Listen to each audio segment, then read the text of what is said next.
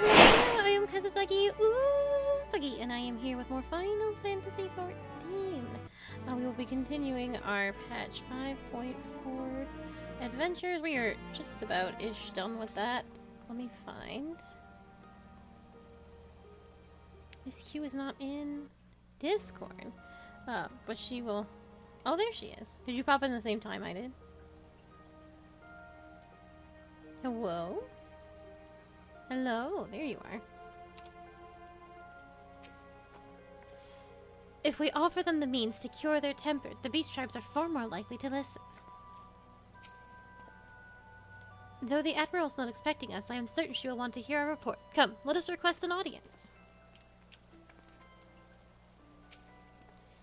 Even as we speak, we are weaving a new future, and when it all becomes history, I hope that those who follow may look back with gladness.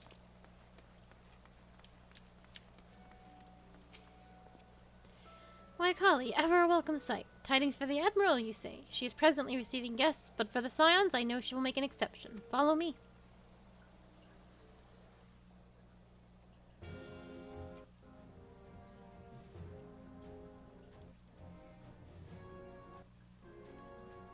Thank you for sippies.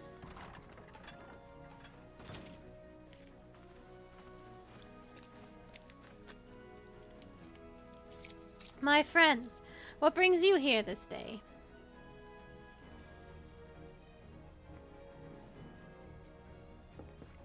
Is this true? But the Navigator, a cure for tempering. As often as I have been in awe of you, Scions, I would not have thought it possible. And yet it is, Admiral. We have done it, here in Limsa, and production of more familiars has already begun. You have my thanks, truly. This will do much to advance the cause of peace, yet I fear it will take more to close the rift twixt man and beast-man. Even to speak thus divides us. Welcome as it is, a cure will not guarantee reconciliation between our peoples. For though summoning and the tempered may serve to fuel the conflict, they are but symptoms of it. If we are to resolve the primal problem, once and for all, we must address the cause. We must strive for mutual understanding and find a way to leave the bloody past behind.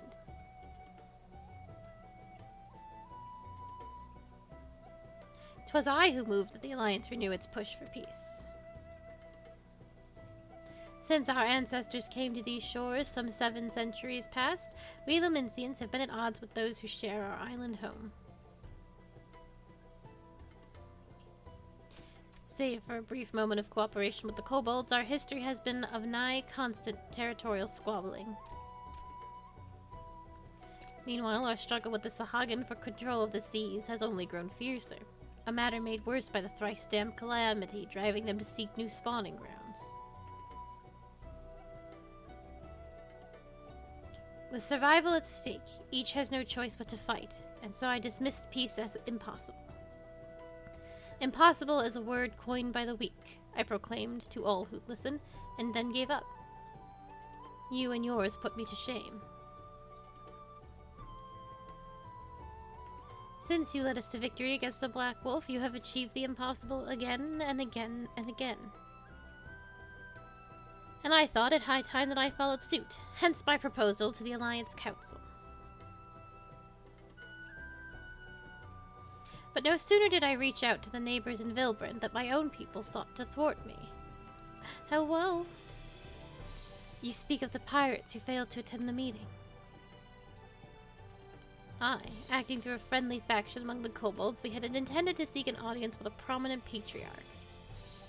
But the bloody executioners would not hear it, and their absence sent a message to the rest. Though they are but one of the 3 pirate powers, they are the greatest, and any attempt at peace would flounder without them. I am given to understand that their leader, Captain Hilfir, has been bedridden for some time with an ailment of the lungs. Correct. In his absence, his right hand leads a man named Sicard, but recently risen to prominence among their ranks. Save for his disdain for authority, little is known about him. We have invited him to speak with us on more than once, but he will not come. I have tasked the Yellow Jackets and the Rogues with uncovering his motives, but they have learned naught of value. Leave it to us.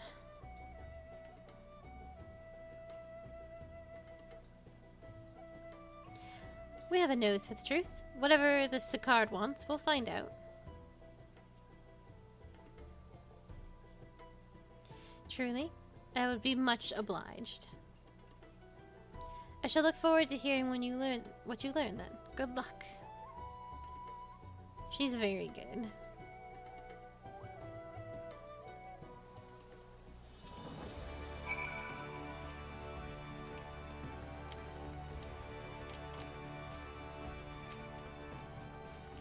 By way of first step, I suggest we split up and make inquiries around town. Someone must know the Sicard. If you could approach the pirates, Scully, the rest of us will seek out the merchants and adventurers.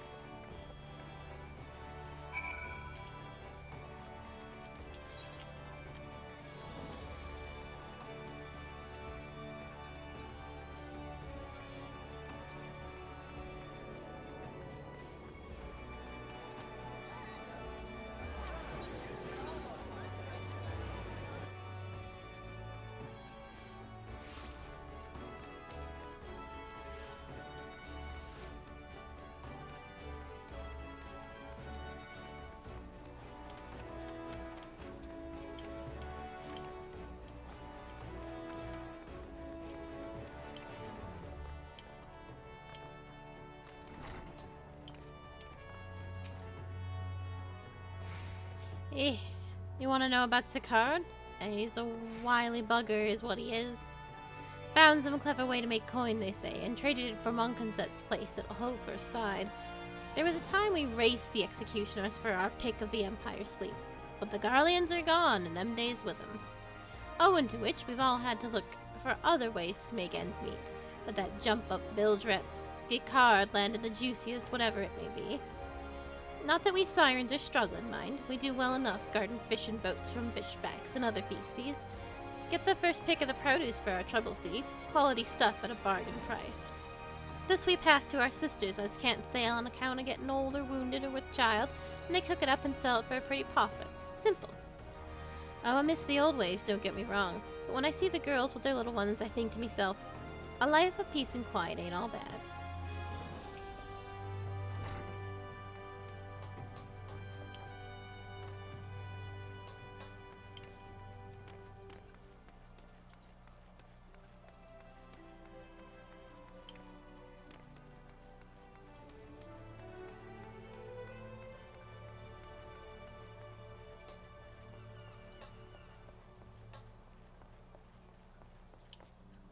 We got to find that other boy. The Ashgardian one.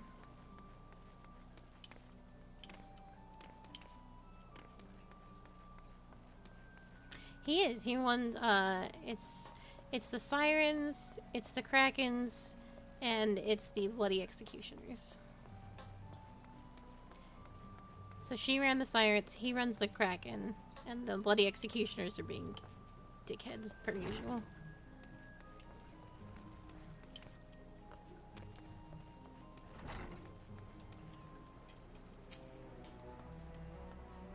Curious about Sicard, are you? As am I, my friend, as am I. Sadly, I know nothing of the man, save that the Bloody Executioners experienced a marked improvement in their fortunes after his promotion.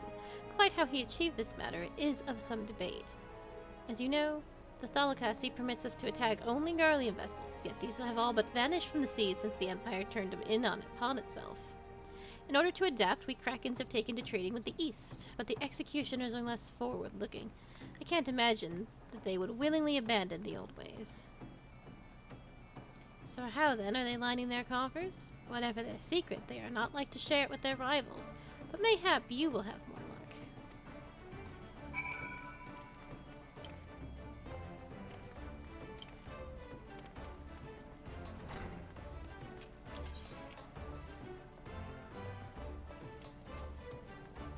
Oh, that's not a door.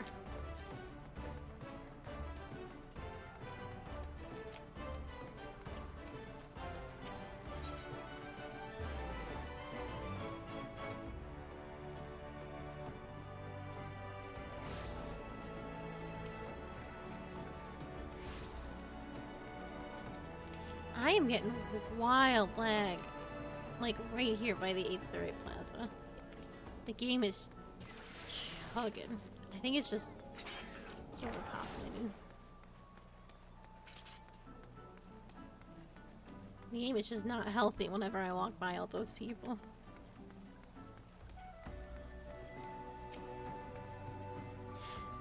As I went about making my inquiries, I chanced upon a shop.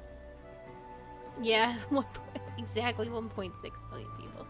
I chanced upon a shop that boasted a rather enticing selection of sweetmeats. Perhaps we could take Abu and Graha there one day? Walking through the city, one would never expect this was until recently a bastion of piracy. The Admiral is to be commended for overseeing so swift a transformation.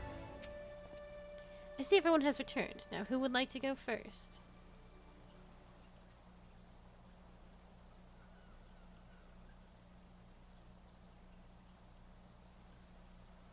Just as their imperial prey began to disappear, Sicard turned the executioner's fortunes around with a mysterious new source of income. Whatever it is, it's nothing to scoff at. According to the tavern keeper I spoke to, the crew has been indulging themselves as never before, but no amount of drink seems to loosen their tongues as to how they are coming by their coin. For my part, I spoke with the reporter from Harbor Herald.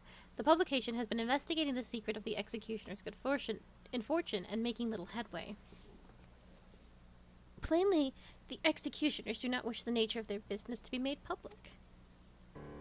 And I think I may know why. In the course of making inquiries on Hawker's Alley, an interesting fact came to light.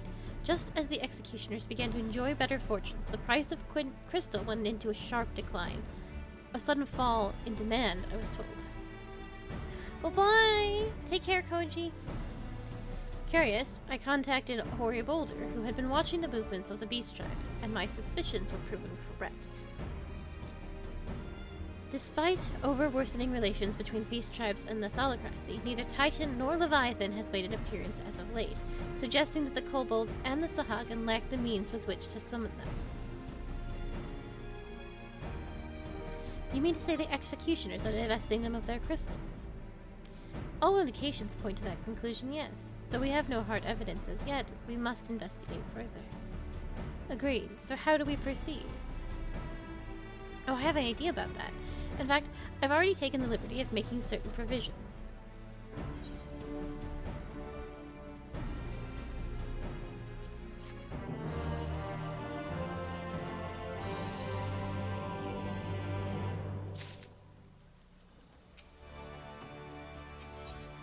Alphino has the look of a man with a plan. During my inquiries, a disgruntled merchant informed me that a wholesaler of crystals had recently arrived in Lipsa Lumensa, offering wares at prices far undercutting the competition. After asking around, I was able to gain an introduction, and will shortly pose as a potential buyer, in a bid to establish the crystal's provenance. The man is due to be at Ocean's Embrace in Lower Lenosia shortly. I suggest we make our way there at once.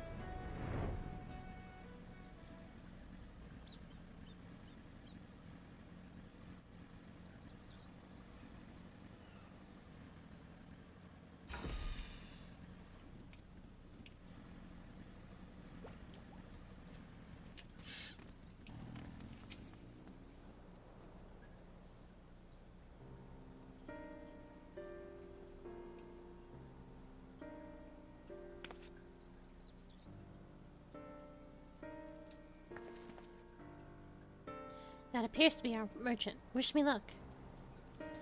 Wait, if he is truly in league with the bloody executioners, he will surely be wary of those allied to the Admiral, the Scions not least of all.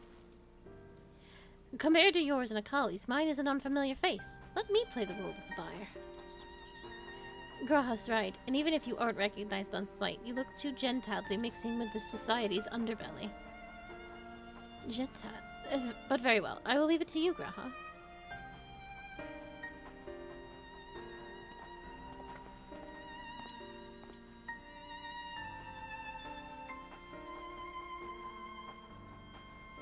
Got business with me, Catboy? You're the crystal wholesaler, correct? That I am, but you're no merchant. So what do you want the crystals for? Oh,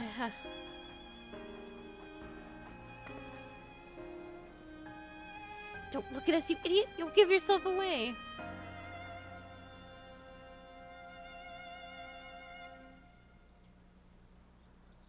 Oh, I see. You're a weaponsmith, am I right? And you need the crystals to make staffs, like that fine specimen you've got there? That's right, I am indeed a weaponsmith, and I use naught but the finest materials. I bid you show me your wares. Well, we don't just invite anybody into our storehouse. It takes time to establish trust, you understand. Look, I have a large and urgent commission. If the quantity is satisfactory, I will not quibble over the price. Alright, it's plain that it's no ordinary crystal adorning your staff, so I'll make an exception. Come with me.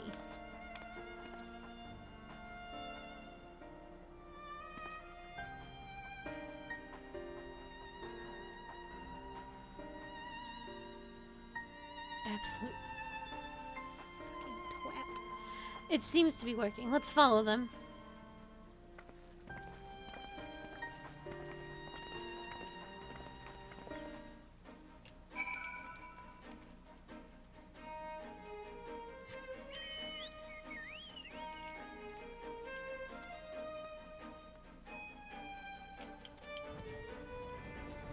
Yay! Yay!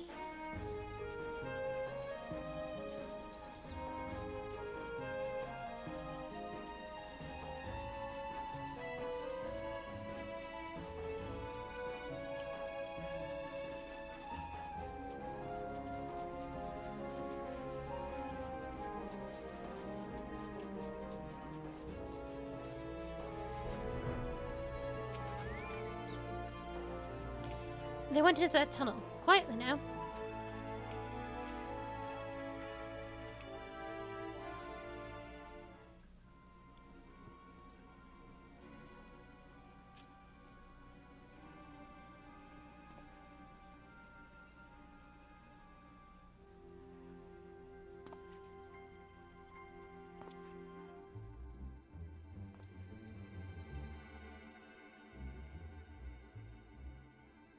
You won't find any finer, especially not for the price.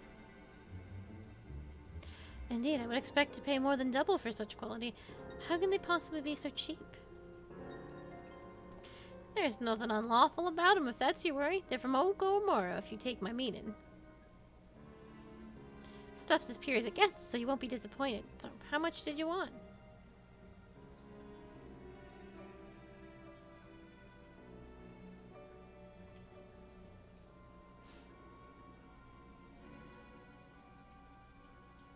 Oh, Gomorrah, taken from the kobolds, just as we suspected.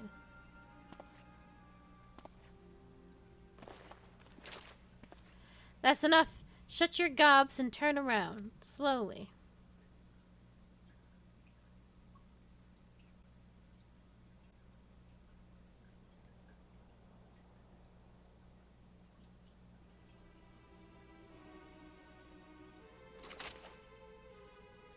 I'm Sicard, Captain Captain of the Bloody Executioners. No need to introduce yourselves. We know who you are, scions. And we know you've been chatting to the Admiral. Got ears and eyes and ears everywhere, see? Come with being the only true pirate crew left in Limsa. So we've established you ain't here to buy crystals. The question is, what are you here for? You are bold to reveal yourself to us without knowing our objective, but that would explain your swift rise to power. You have spoken plain, and I shall return the favor. We came here to learn why the bloody executioners oppose the Admiral's will. And we have our answer. Should Limsa Lominsa make peace with the kobolds, you would lose your source of your newfound wealth.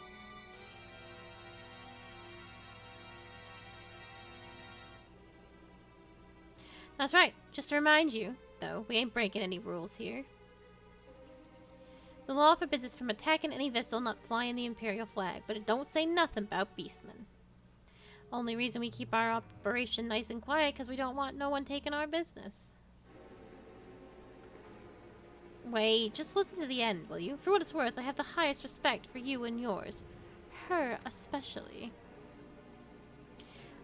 While the Maelstrom were worrying about dirty their fence and red clobber, you got lot stormed to Gomero and battered bleeding Titan himself. Raised a mug to you when I heard the news.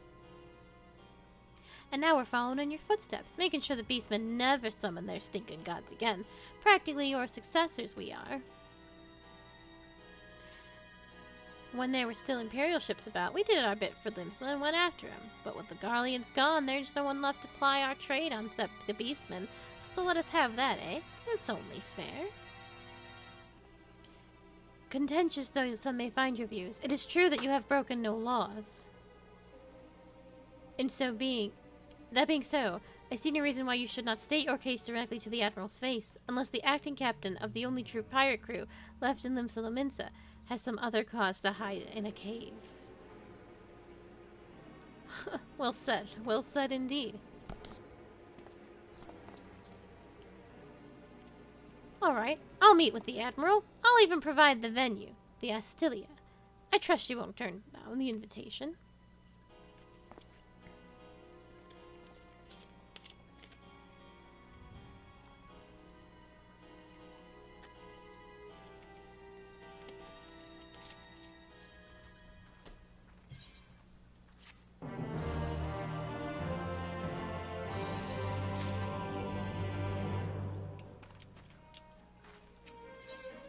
Alphino is keen to report back to the Admiral.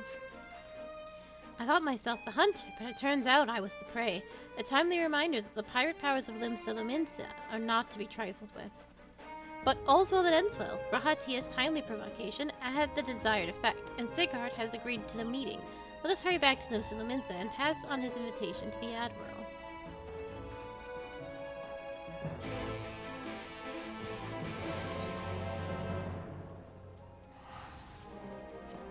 Oh, I see.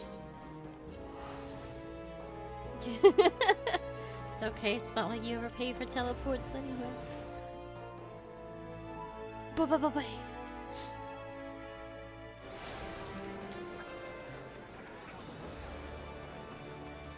Can't hit what you can't see.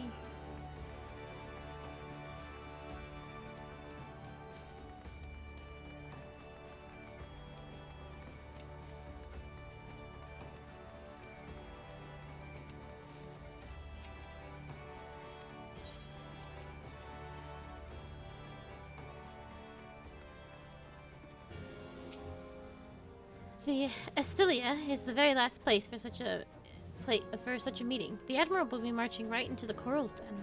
I hope we don't end up regretting this. Sigurd does not want for confidence, that much is plain, but I have faith in the Admiral. She has dealt with far worse. While we have no assurances Sigurd will be amenable to reason, there can be no compromise without discussion. Welcome back, my friends. What news?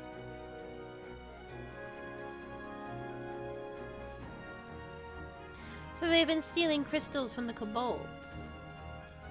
My thanks for solving the mystery and securing a meeting besides. Suffice to say, I shall accept Sigurd's invitation, and I would have you join me as my guests. The future of Limsa hangs upon the outcome of this meeting, and I would have the Scions present to bear witness.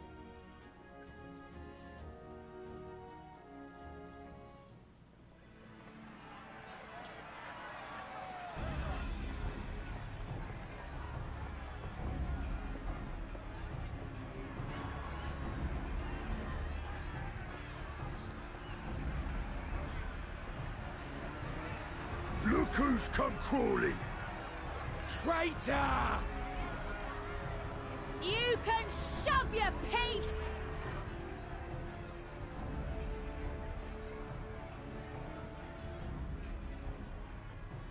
Welcome aboard, Admiral. I'll wager you don't remember me. Sicard, acting captain of the bloody executioners, at your service. 'Twas kind of you to invite us. Now, if Captain Hillfear has a message for me, I bid you speak it. We have just the one demand. That you forget this bilge about making peace with the beastmen. Ours is a nation of pirates. Always has been, always will be. Deny us our right to plunder, and you deny who we are. Too bloody right! Pirates till we die! What we want, we take!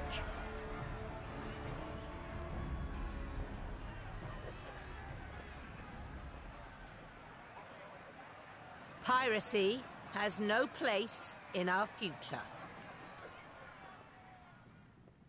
What'd she say? Pirates have no place. Our nation has prospered through piracy, 'tis true.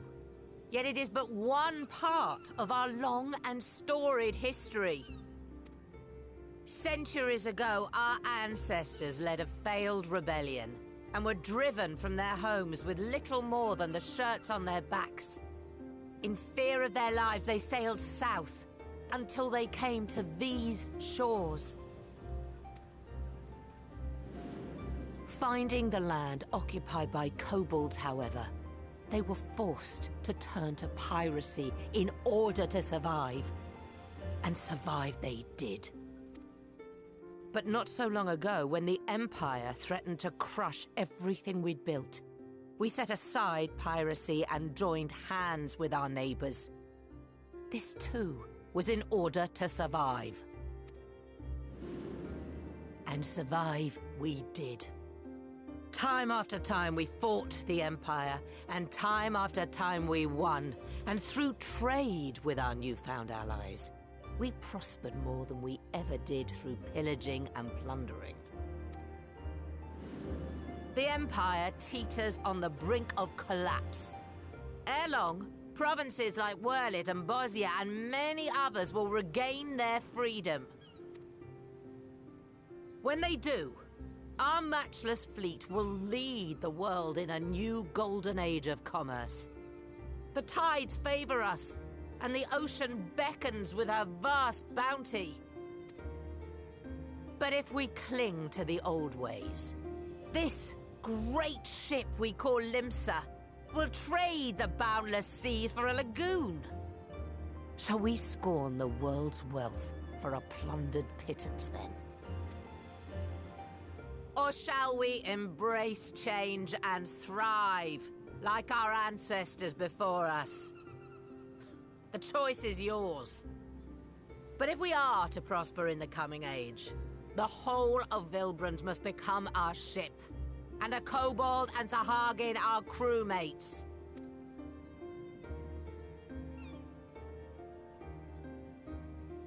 Rousing words. Might even be some truth in them. But pirating's all we've ever known. And we ain't about to give it up just 'cause you say so.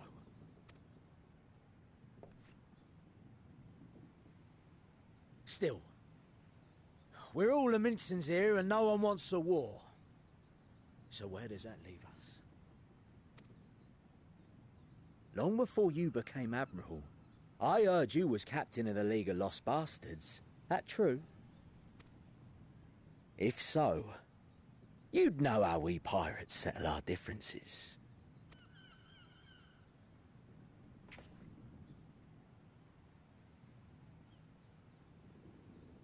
A duel.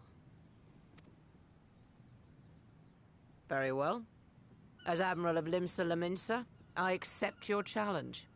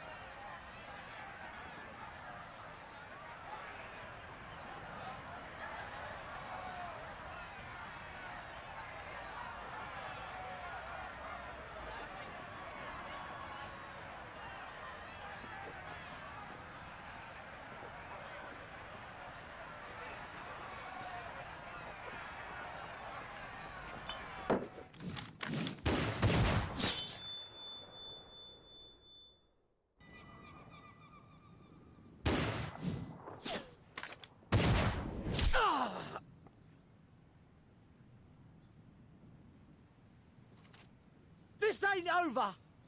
Not till one of us is dead! Finish the job! Or I will!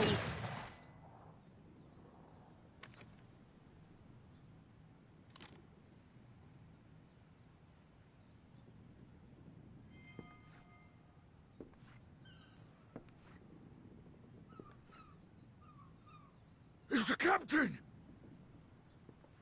Captain Ilfair!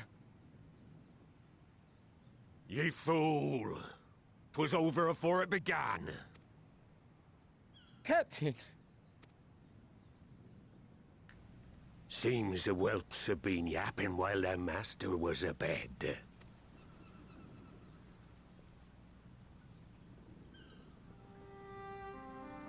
Listen well, all of ye. Since the signing of the Galadian Accord, we all of us have been part of the same crew. The crew of the good ship Lemsa Laminsa. At the helm of that ship is the Admiral. And 'tis she who decides where we sail. Was I not clear on that point? Or did you forget whose deck you stand on? Nay? Then what in the seven hells are you playing at? It's all we know, Captain. If we ain't pirates, what are we? You're bloody idiots is what ye are. Idiots with your own lives ahead of ye. Ye can do anything ye want. Be anything ye want. We're pirates, aye. And we pirates love our loot. But that ain't our first love. Our first love is the sea. The sea! And what she brings us. Freedom! So hold fast to that. Let the brine-crusted husk that stands before you now be the last of them as knew naught save out of steel. And make of yourselves a new breed of pirate!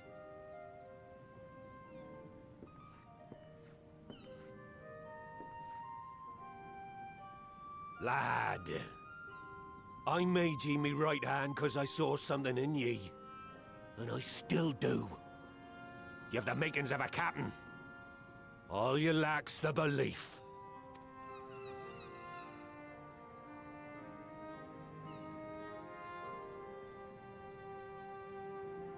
Well now, it seems we're of one mind after all. Apologies for the misunderstanding, Admiral. We're with ye, wherever ye be headed. You have my thanks, Hilfir.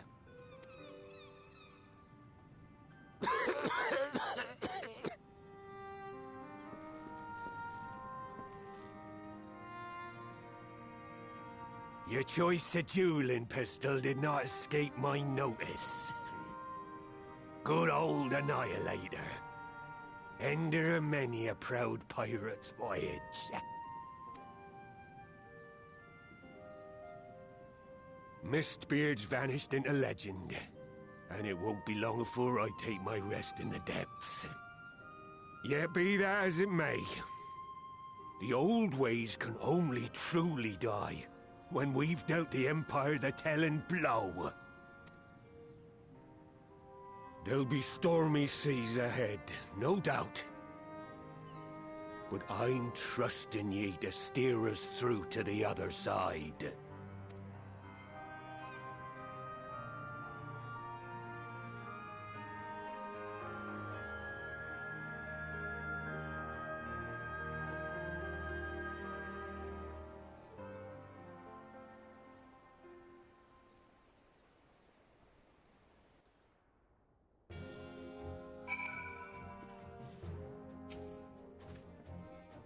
Though I had anticipated a duel, I did not foresee that Hilfir would intervene. But full glad am I that he did. 'Twould have been a shame to kill the boy.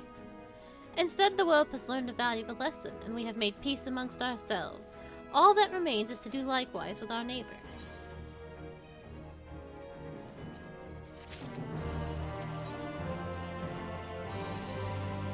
For the first time in a long time, Merwolf's course is clear.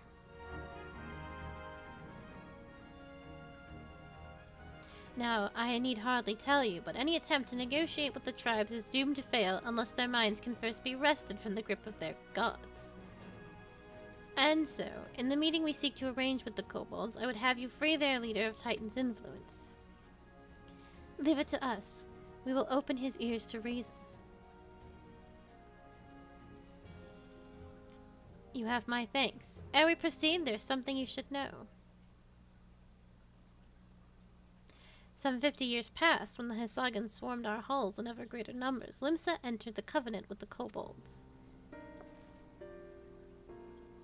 To men shall go the bounty of the sea.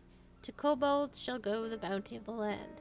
An ostensibly equitable arrangement, conspicuously lacking in detail. Inadvertently or not, the wording was ambiguous, and we took advantage of it, moving in to claim the northern reaches of Lanosia, which the kobolds believed theirs.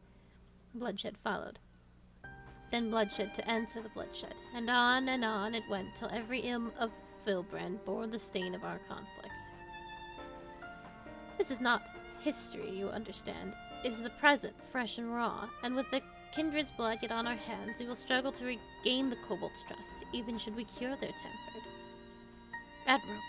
You speak of obstacles we are like to encounter at the meeting, but as things stand, I see no reason why the kobolds would agree to a meeting in the first place.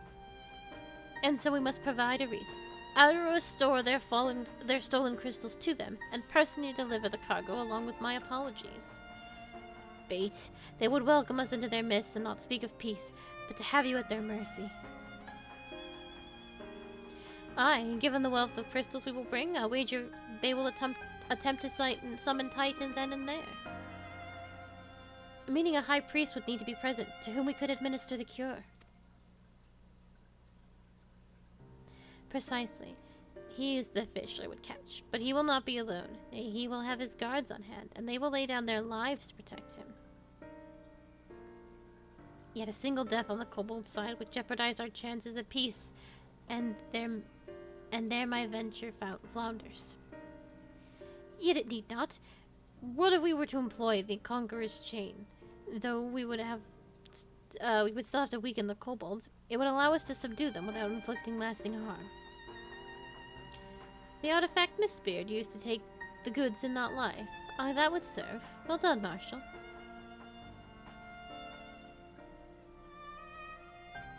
So, friends, what do you think of our strategy? The effects of tempering are cumulative, and we may safely assume that the High Priest's exposure to primal influence is extensive. It will therefore take a great deal of aether to reverse its effects, not to mention time. Time during which Alice would be defenseless, and should we all look to her protection, I am not convinced we could keep an entire army of kobolds at bay. Well, I'm happy to take that risk. It's not as if we have any other choice. Besides, it's what Tesleen would do. And had I not followed her example, we wouldn't even have a cure for tempering, much less a chance to bring peace to Vilbrand. So I'm going to cure that priest, or die trying. I believe in you, Alize. And I believe in you too. You and everyone. I know you'll keep me safe. It is settled then. See to your preparations and make for Camp Overlook. We will join you there anon.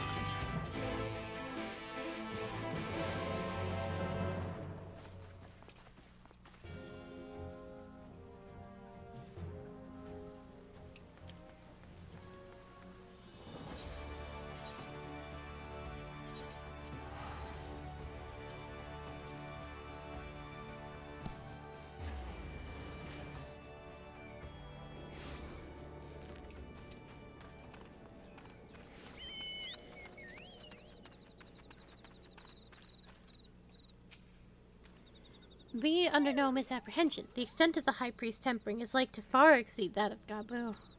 But then his was a relatively mild case, milder indeed than the majority of those we wish to save. The coming mission will be a truer test of our treatment. I have no doubt that Alice will succeed with the cure, if we can but afford her the time.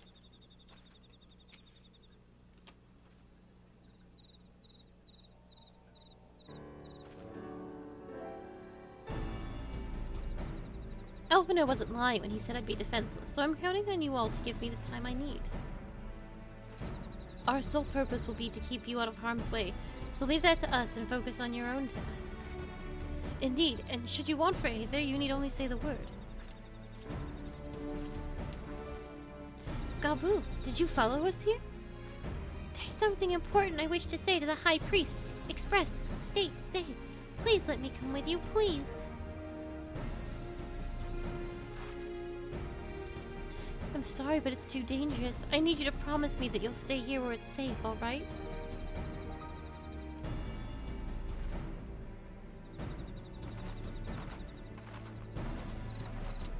My apologies for the wait. It took time, but we have secured our audience. All unfolded as expected. At the mention of my returning the crystals in person, the kobolds suddenly remembered how keen they were to be reconciled. And so, in a glorious spirit of cooperation, we are to be received by Patriarch Zada of the Second Order, who awaits our pleasure in the navel. If you are ready, let us proceed to Ungomaro Mines at once.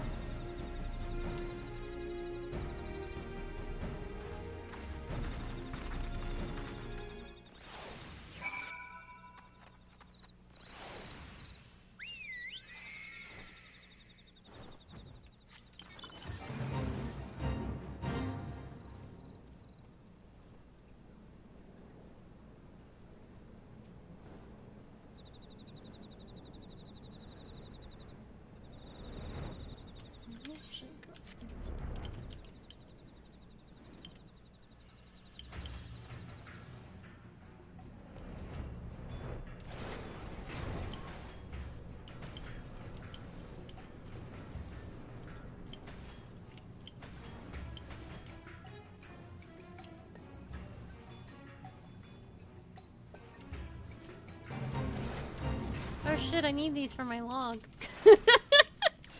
Wait, come back. Why are they invulnerable? No.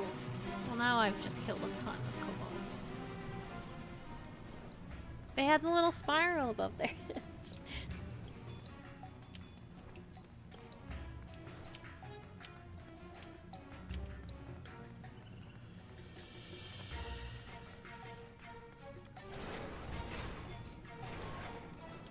We must disband. The Aetherite will bear us to our quarry. Should he make to summon Titan, as I anticipate, we will halt the ceremony and restrain him. At this, all hells will break loose, and we will have an army of kobolds to entertain till Alizé's work is done. Just remember, none must die. We must weaken them and let Aenzar do the rest. It is time. Stay the course, my friends. I spy calmer waters beyond this squall.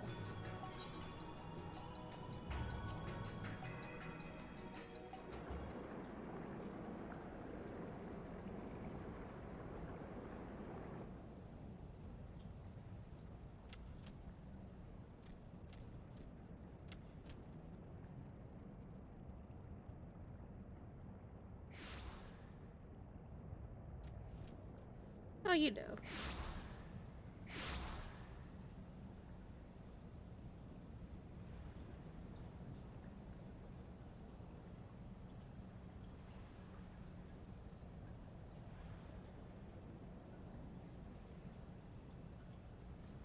Greetings, Patriarch. I am Merlwib Blufisvin, Admiral of Limsa Laminsa. I come before you to offer my sincerest apologies for the many wrongs committed by my people against you and yours.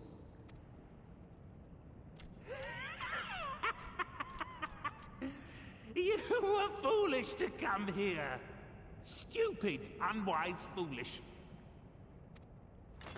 The Great Father shall have your souls for your folly. Aye, just as we thought.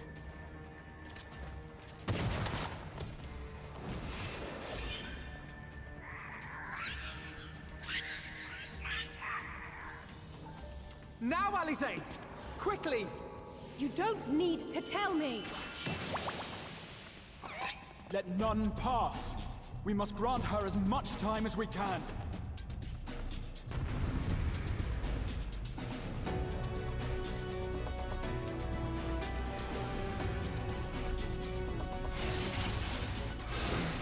killing.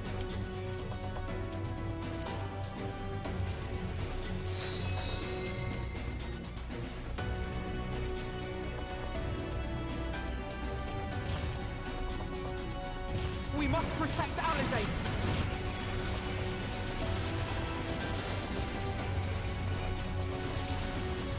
There!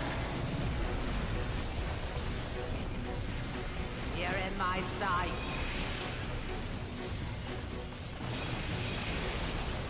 Oh, that was stupid. No, that's.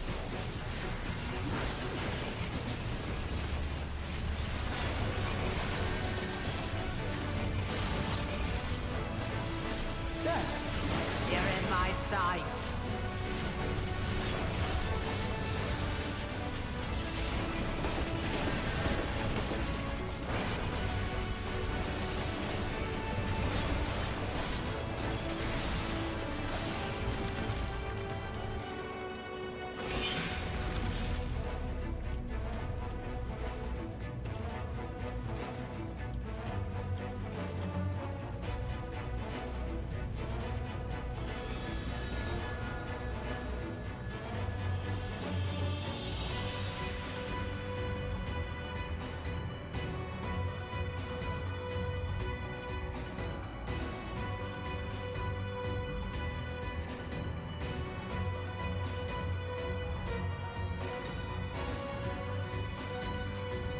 Oh, just what we need!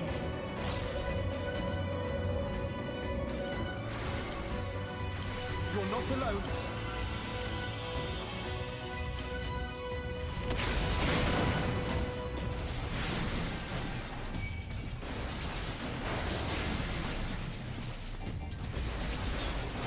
There!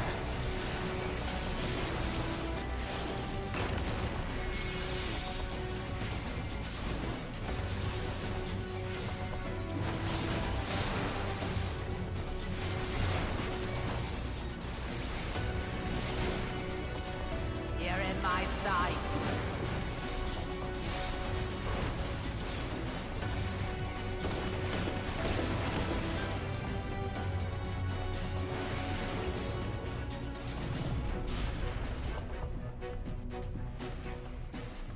Here you are, Alizé.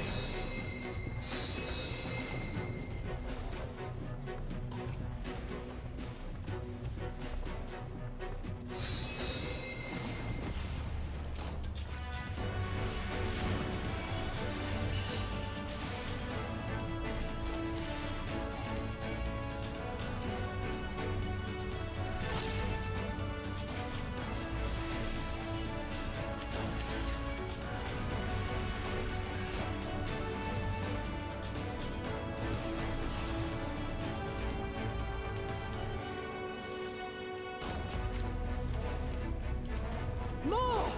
I need more ether!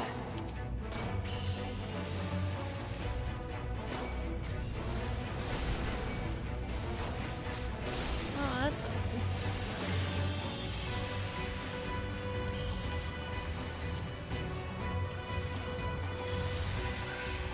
It's definitely delete. Just a little more!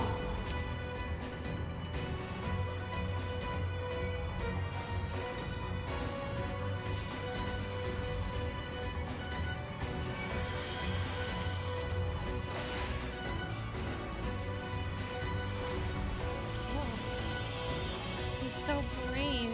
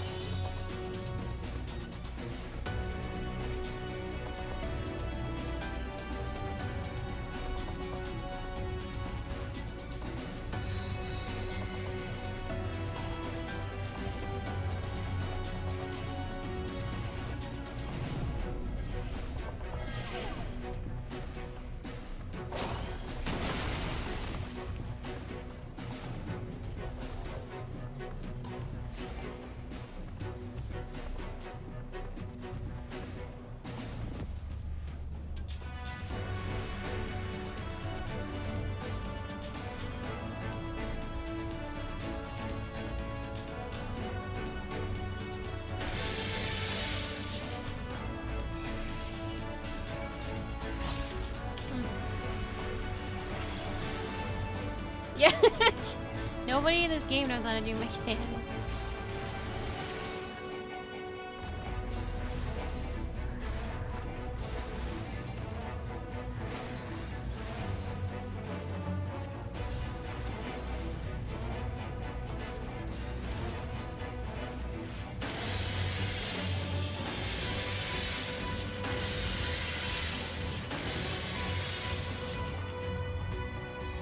Where was he going? I wasn't there.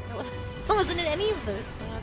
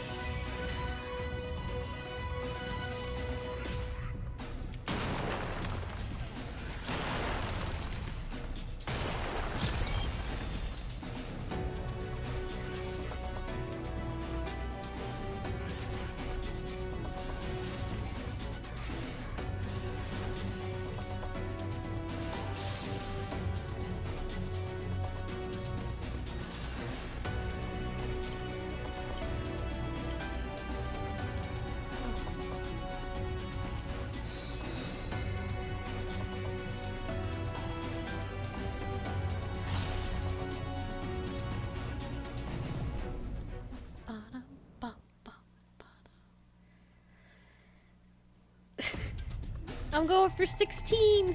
Yes, this will do. Here I go.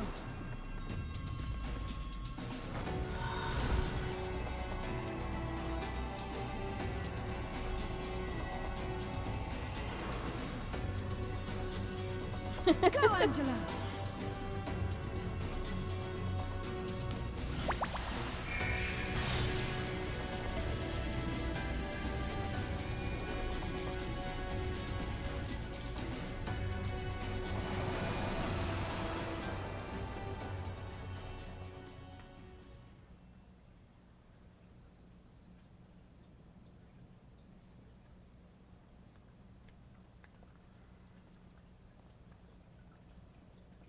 Did it work?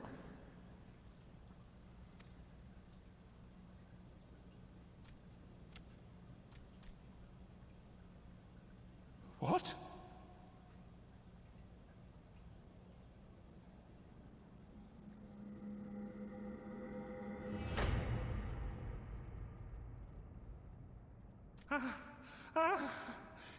What is the meaning of this? I'm sorry, but they died by your hand. You sacrificed them to summon Titan.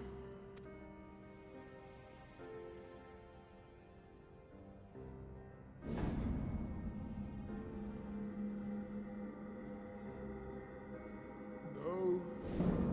No, no, no, no! Why? Why would I do such a thing?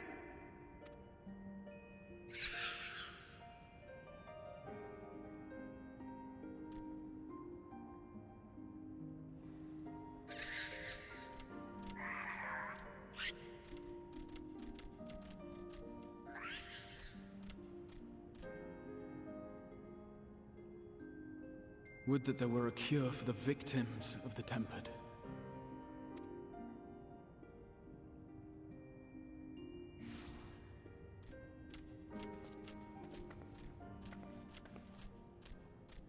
I love Gub. Gabu!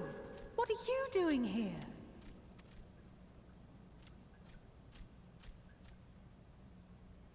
Patriarch, please listen to me. Hear, heed, listen.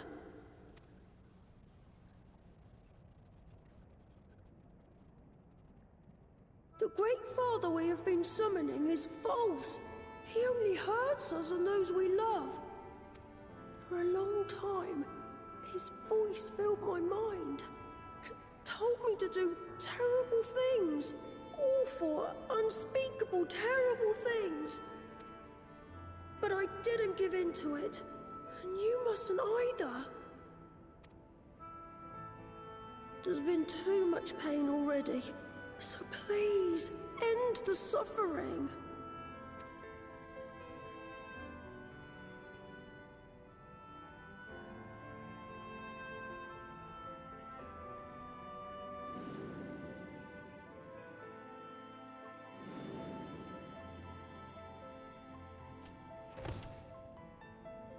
What have I done? We share this child's desire, Patriarch. An end to summoning, for it spells naught but misery for both our peoples.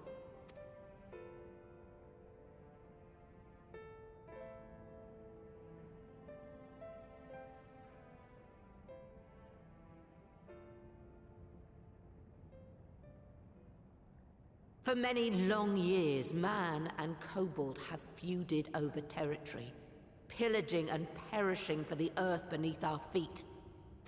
It may be said that we fought to survive, but what we have sown in blood, we have reaped in suffering, and it cannot go on. I would see us set aside the past and work together for peace.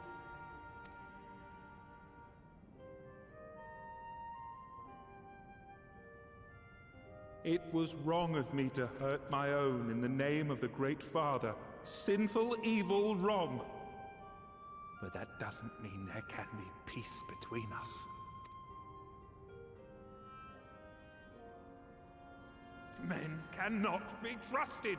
The bounty of the land was to be ours, and yours the bounty of the sea. But you broke the pact. Violated, breached, broke. Unready as we were, what choice had we but to call upon the Divine to rid ourselves of your tyranny? None, and I do not blame you for it. In violation of the spirit, if not the letter of the pact, we took your lands for our own. The fault lies wholly with us. On behalf of all Laminsons, I offer you my humblest apology. I pray you'll find it in your heart to accept it.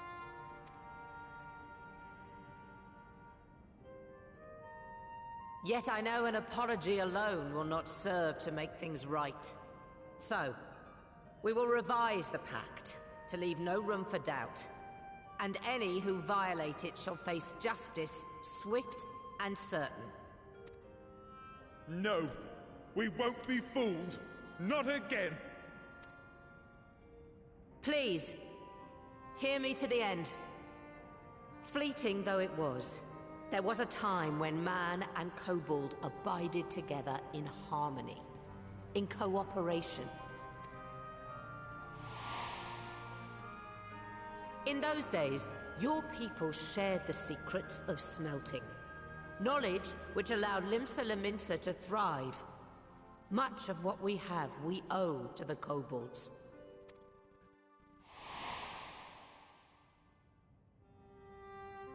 And so, for the good of all who dwell on this isle, I wish to make you an offer.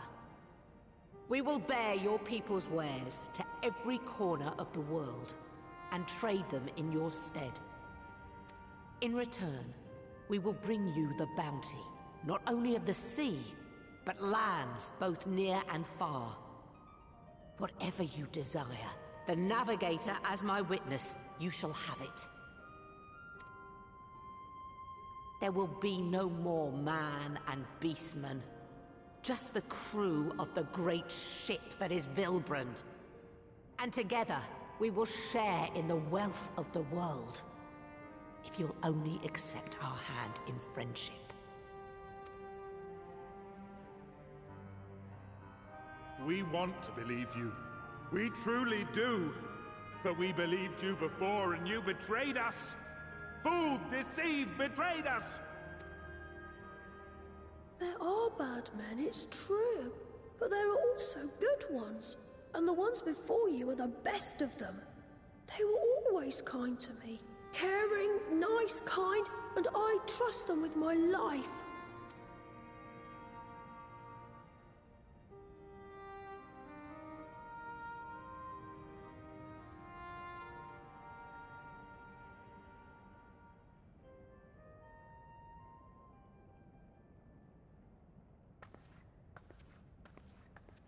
Before I became Admiral, I was a pirate. I stole, I fought, I stained the sea red with blood. Such is my past, and I dare not forget it, however much I might want to.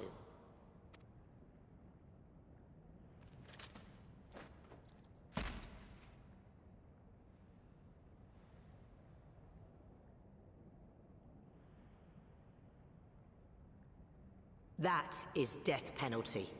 The pistol I used to pass judgment on my own sire when he fell thrall to Leviathan and betrayed his comrades. It's loaded. If you were to point it at my head and pull the trigger, I would most assuredly die.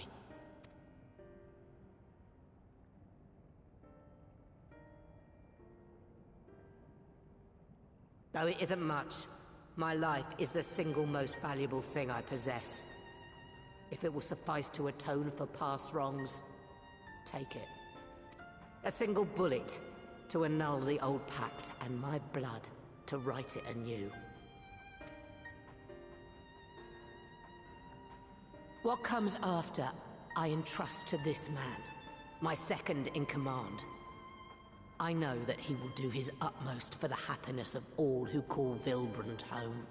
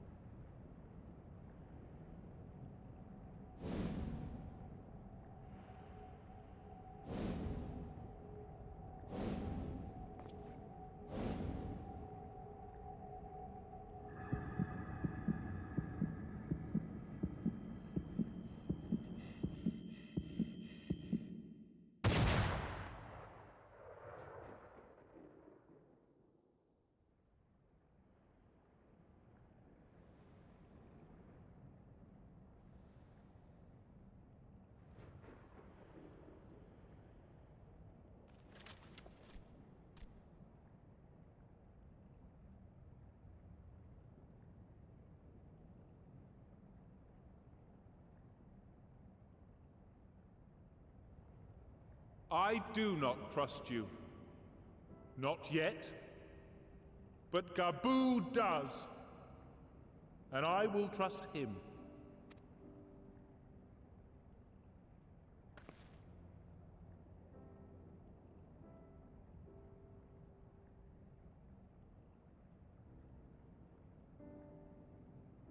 We want you to know that we respect your faith. There's nothing wrong with giving thanks to the land which sustains you. But summoning is different. Should you hear of anyone who would attempt it, we ask that you appeal to their better judgment, or failing that, seek our aid. We're always ready to help.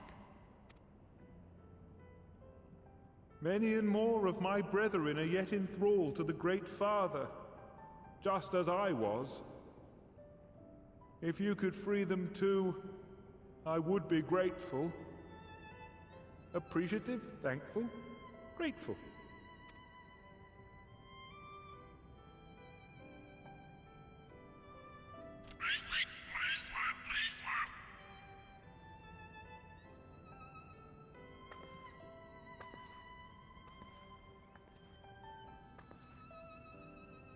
'Tis we who should be grateful, Patriarch. I thank you for affording us this chance.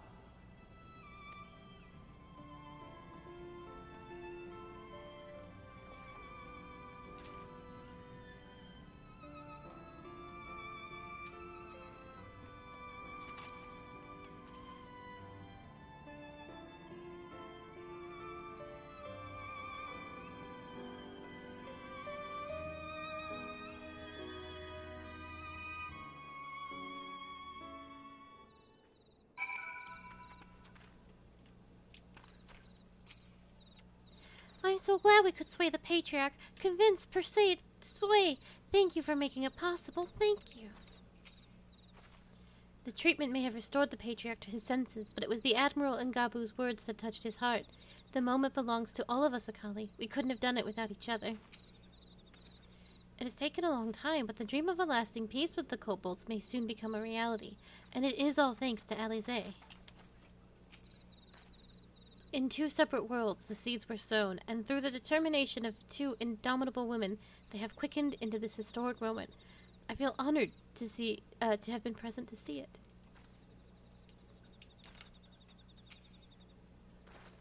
Twould seem we have found our way forward with the kobolds. Next, we help the Second Order to free their tempered brethren from the thraldom. Theirs is far from the only order, of course, and it will take no small amount of time and effort to reach the rest. But reach them we will, however long it takes. I would say that I was in your debt, but that has long been true. So instead I will say thank you for helping us to plot a new course, not only for Limsa Lominsa, but all of Eorzea.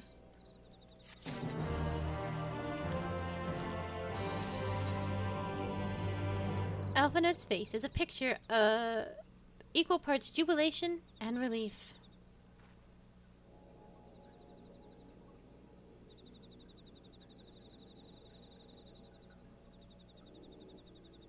Right. Let's return to the Rising Stones.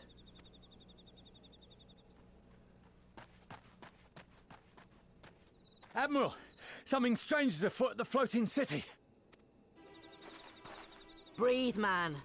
What is it? I think it's best you see for yourself. Please, come with me.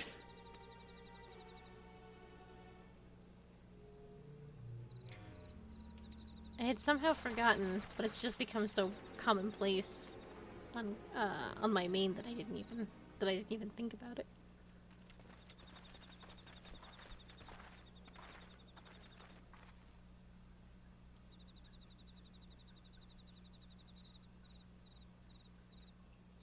What in the world is that?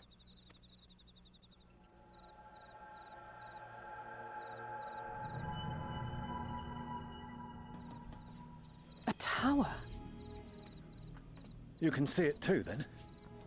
I feared I was losing my wits. One moment I was patrolling as usual, and the next it was just there.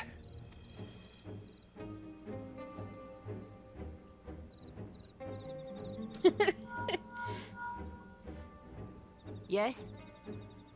Finally, This is she. the internet. I am. Aye. I'm looking at it.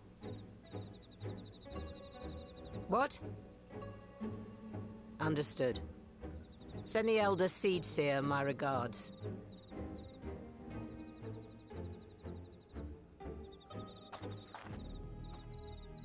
The communications officer. It seems this isn't the only tower. They've sprung up all across Eorzea.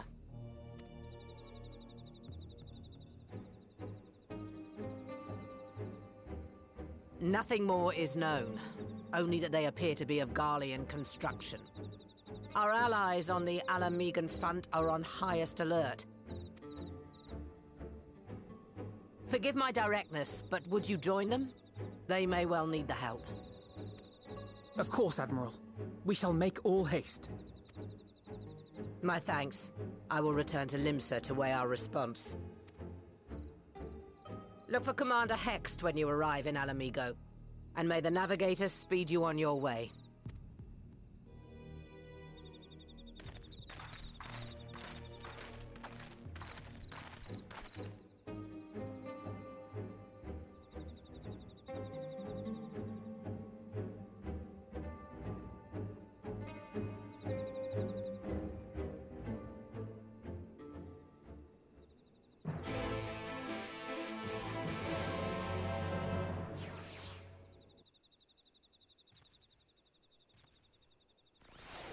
So, these are everywhere now. Not just in Eorzea. You can find them in the Far East. You can find them in the Churning Mists. Or, not every map has one, but definitely there's a lot of them.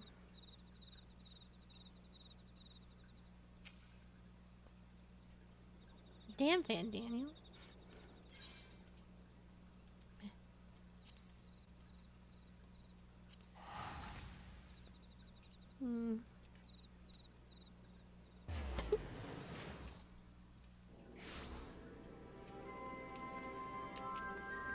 Navigator don't know about my teleportation skills.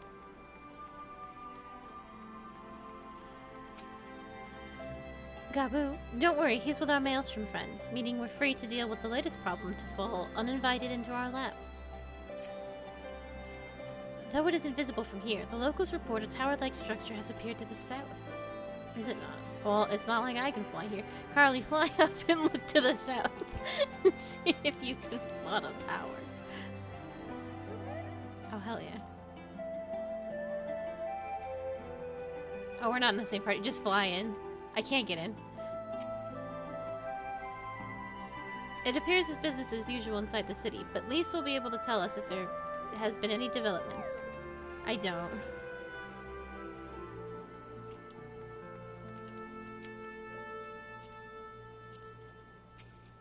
I have them all in Shadowbringers.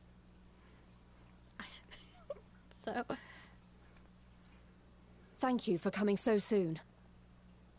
I'll send for Commander Aldin at once, and we can decide what to do about these infernal towers. Rogue preserved!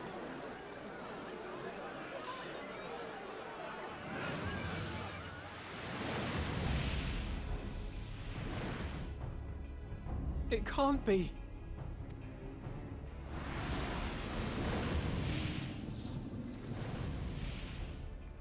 The palace! After them!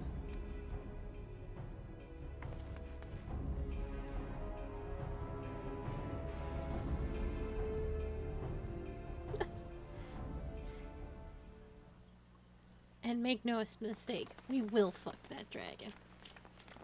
You're here, good.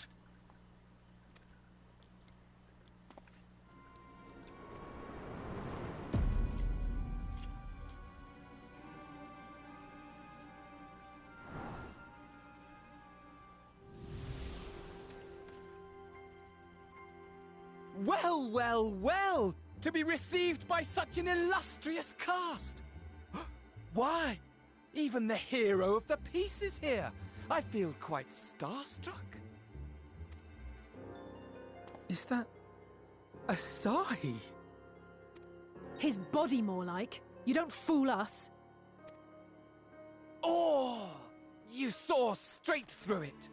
Anyone would think you dealt with Ascians before. Permit me to introduce myself. I am Fandaniel, and may I say what a pleasure it is to finally make your acquaintance. What do you want? My, straight to business is it? Suit yourself. It is my intention to recreate the final days. To which end I have distributed a collection of rather ingenious devices, or towers, which will, in time, give rise to the grandest of spectacles. The final days? But it was the Ascians who labored to prevent them. You're quite right, though I would expect no less from one responsible for eliminating my unsundered colleagues. Honestly, the three of them were obsessed with restoring the one true world. As a sovereign individual, however, I never had much interest in such things. I mean, why bother when you're just another sundered minion? Admittedly, Elidibus was not convinced by that argument, but thanks to you, I'm finally free of his incessant nagging. Free to use my powers as I see fit, to fulfill my heart's desire.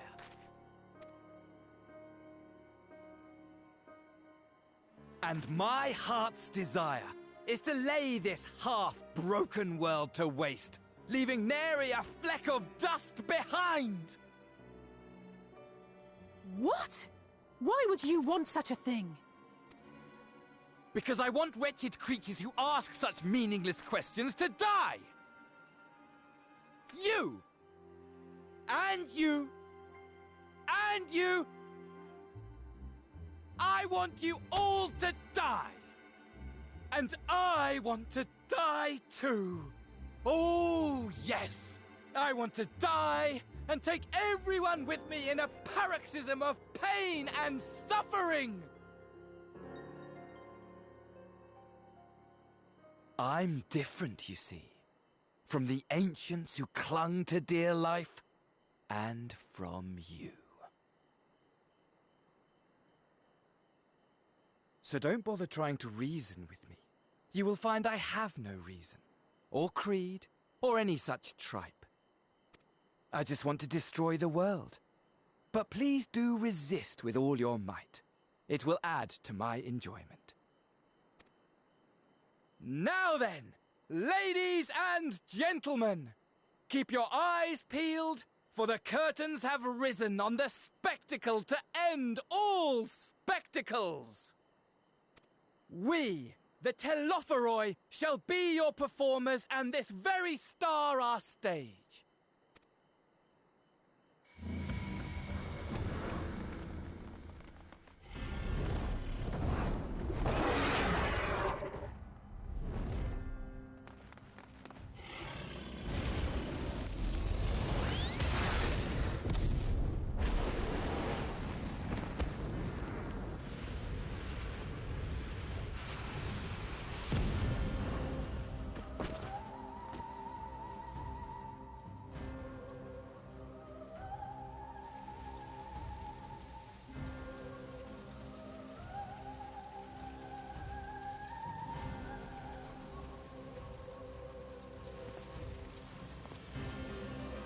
Ah, but I nearly forgot. I have a message for you. My esteemed patron, Lord Xenos, eagerly awaits you at the heart of the chaos. While I wish only to destroy the world, he exists solely to relive a certain, transcendent moment with you. And it is for that reason he would reduce all to ash. Pray see to it his dreams do not go unfulfilled. For if you should disappoint him, my trusty companion here, whom I've dubbed Lunar Bahamut, will burn your cities and everyone in them.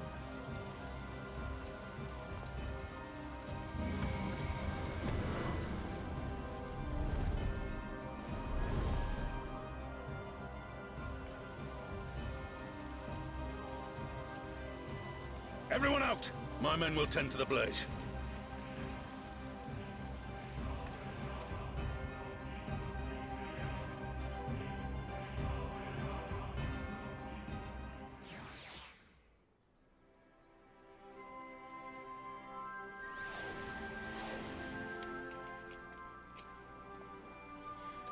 What part could these towers feasibly play in the Telophori's plans, do you think? I, for one, am at a loss. For now, we should bear word of these developments to the others. I only hope Thancred and Urianger are safe. Are you alright, Akali? The rest of us are fine, if a little singed. That dragon let us off lightly. Honestly, though, only a madman would choose the name Lunar Bahamut, which just about sums up Fandaniel, I suppose. Though our objectives were different, if I could understand why Elidibus and his fellows acted as they did, but Fandaniel... It will take some time to make sense of it all, if indeed there is any sense to be found.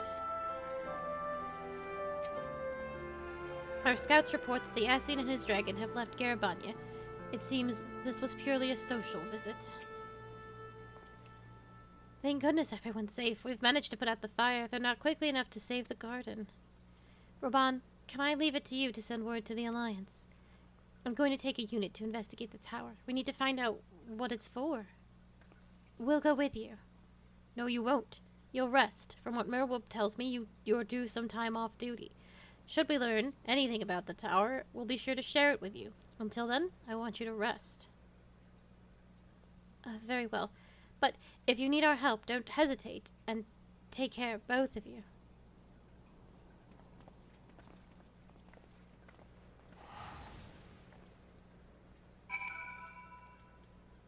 To the rising stones. I do want to see if the tower's here. To the south, they said.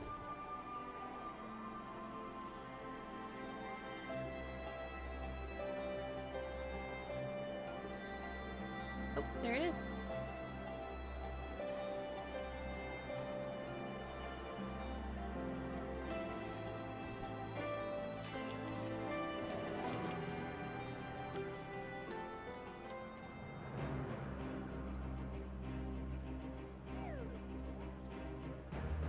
is bad news.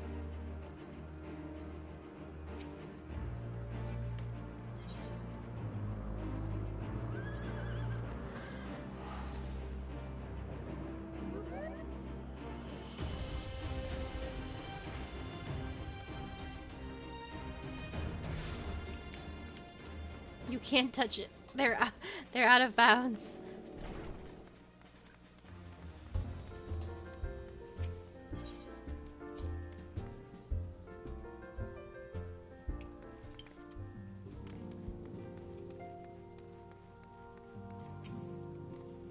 Though my new, or rather old, by which I mean young, though this body has a good deal more stamina than the one I wore out in the first, I confess I've been looking forward to a moment's respite. We've had a busy few days, have we not? Y'shtola returned just before us, and it seems she knows about the towers too. How good it feels to come home to the Rising Stones. It's here my heart feels almost at peace, and my mind the clearest. It would seem you had quite an eventful time in my absence, but I'm fully rested now and ready for more. Welcome back, Akali. Make yourself comfortable and let me know if I can get you anything. You're back too. Good. We've received the reports from the Alliance. Since we are all here, perhaps those who bore witness to the events in Alamigo could treat us, the rest of us, to a first-hand account.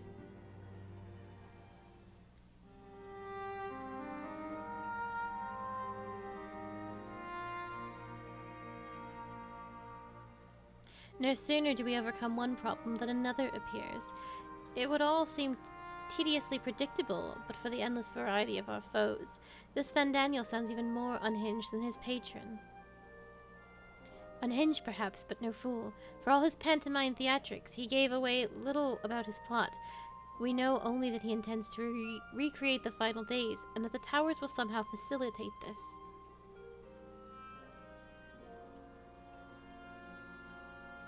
He also called his dragon Lunar Bahamut. Let's not forget that little detail. And the creature certainly did resemble the Elder Primal. That may be, but the fact that it answered Vandaniel would suggest they are not one and the same entity. I think it more probable that it is some manner of simulacrum, born of Asian magics. Whatever it is, for now we can work closely with the Alliance and remain vigilant. I believe that concludes our news. What of you, Y'shtola? I have been to see the Sultana. Knowing how quick the immortal flames are to dispose of their tempered, I judged it best to provide them with the cure first. As soon as I had sufficiently recovered, I traveled to Ul'dah to deliver the porksies to her grace, along with the detailed instructions on their use.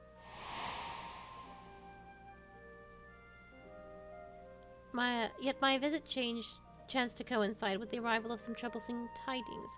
The immortal flames had been on the cusp of agreeing to a truce with the Amalja when negotiations abruptly collapsed. The Amalja claim that a number of their kind have been abducted, and that men are responsible. Naught is known of their perpetrators as yet, but as the immortal flames went about investigating the abductions, they came upon one of Vandaniel's towers. One of the subject of the towers, you may be interested to learn that they are not an exclusively Eorzean phenomenon. According to the Alliance, they have been sighted as far afield as Yangsha. Then it would seem reasonable to assume that they are everywhere. We simply have not found them. Well, as you said yourself, we can do little for now save remain vigilant. And since we are dealing with a dragon, ostensibly, at least, I believe it would behoove us to enlist the aid of an authority on such foes. Estinian! Estinian? No, just a moment. If he could be persuaded to lend us his lance, I would be the first to welcome it, but the truth is, we will struggle even to find him. You let me and Kryl worry about that. We'll sniff him out, no matter where he's hiding. If indeed he is hiding. We have ways of locating him. Regardless. So if there are no objections, we shall depart at once.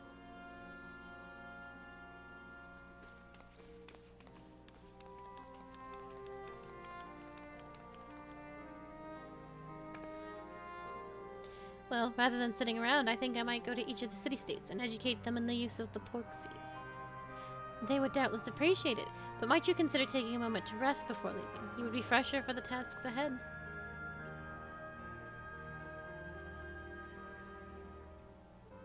Well, my friend, our moment of triumph did not last long.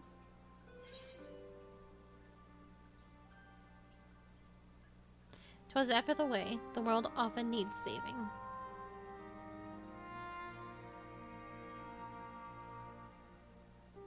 And save it we shall. I, for one, do not intend to allow a nihilistic madman to take us all to the grave with him, not when the future holds so much promise. Nay, I will do all in my power to protect those whom I hold dear, just as you have always done.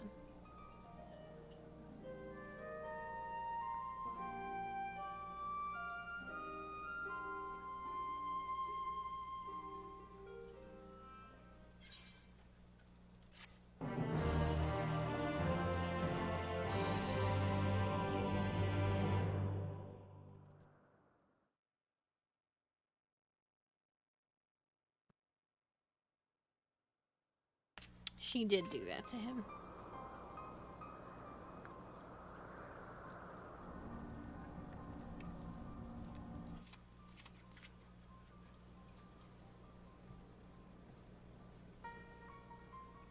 The scouts should have been back by now. I'm gonna go and find them.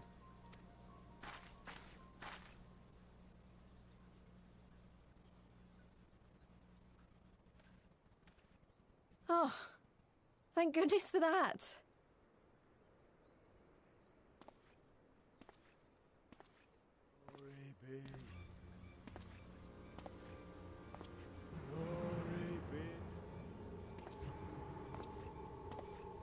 Glory be.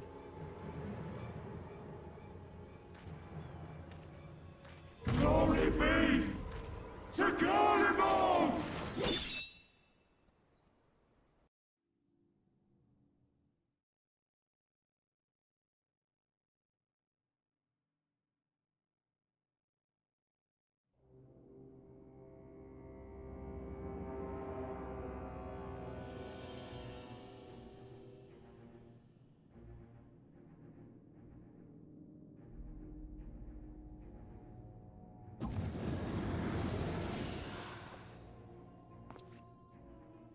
The piles have been driven as planned, and the first of the beasts has roared to life. Moreover, I am pleased to report that preparations are well underway for the rest. Ere long, chaos shall reign over all the land, as befits the final days. Call it what you will, so long as my friend returns to me, fangs bared and claws sharpened. I care not. Xenos needs a different hobby. Like, desperately needs a different hobby. Of course, my lord. By strange coincidence, your dear friend chanced to be present when I made my declaration. I took the liberty of informing her that you await her coming, though I confess, I may have singed her a little in the process. And why do you tell me this? Are you in such a hurry to die? Ah, my apologies. I must guard my tongue lest it be the end of me. Though, there is something to be said for such a glorious death. Better to fall to one who has it all than falter before an inferior. I shall keep it in mind as a contingency. For now, however, I shall proceed with the plan. My lord. I cannot say for certain, but I feel like Van Daniel has a lot of Hildebrand's obnoxious animations. You didn't watch a lot of Hildebrand because you hated it, but everything he does, I feel like I've seen it somewhere before, and I think it's mostly all from the Hildebrand questline.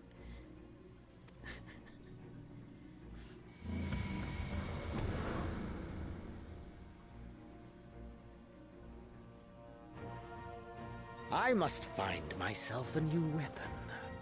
One worthy of our long-awaited reunion.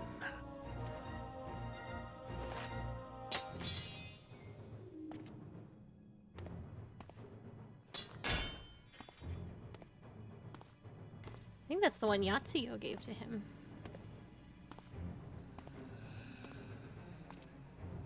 Oh, he's done with it.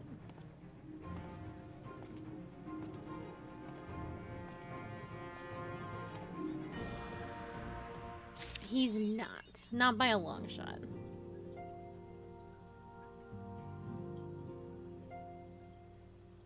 And who can say? We genuinely don't know. He is not stronger than Elidibus. I would say, if we were on a rising scale, Hades is the most powerful Ascian we have fought.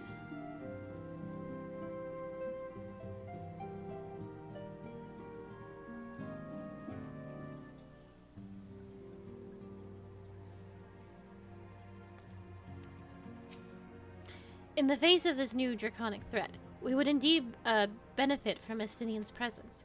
Yet I cannot help but wonder how Kryl and Tataru intend to locate him. They certainly seemed confident. However... Oh, we don't want to do this. We want to go back to Alamigo. We can probably get this done in good time. Yeah, no. As, like, Rising... Like... I actually don't know if we'll ever actually fight Van Daniel. Or if he is just gonna go off and get himself killed. I actually suspect...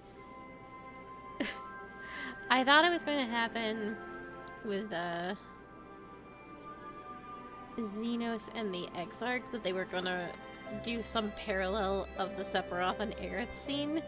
But I suspect Xenos will be the one to do in Van Daniel. More so than ourselves.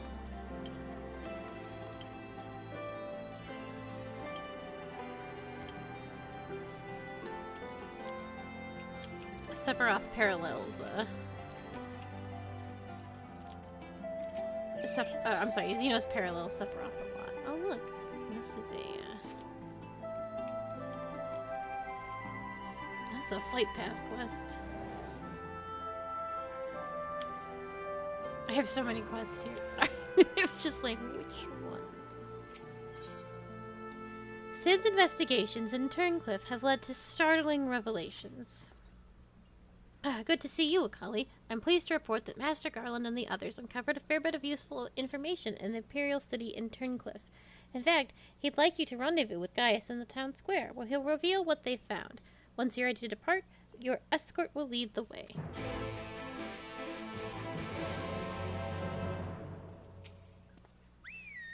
Oh, it's not this one.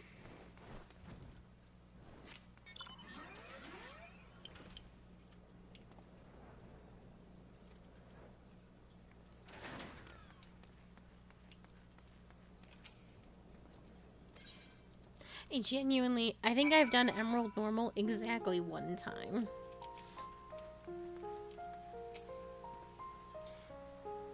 Now that you are here, perhaps Sid will finally deign to dispense his findings.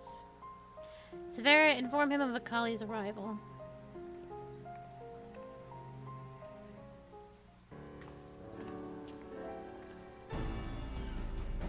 Thanks for coming. So what have you discovered? To tell the truth, we were lucky to obtain any information at all, considering the lengths to which the Imperials went in covering their tracks. You see, the hangar below was not just used to store the weapons, but play a critical role in their creation. We know that the code names given to the three of the weapons, Ruby, Sapphire, and Emerald. Obviously, we're all familiar with the first two, but the third is something of an unknown quantity. At the very least, this confirms the existence of another of those abominations. At the very least?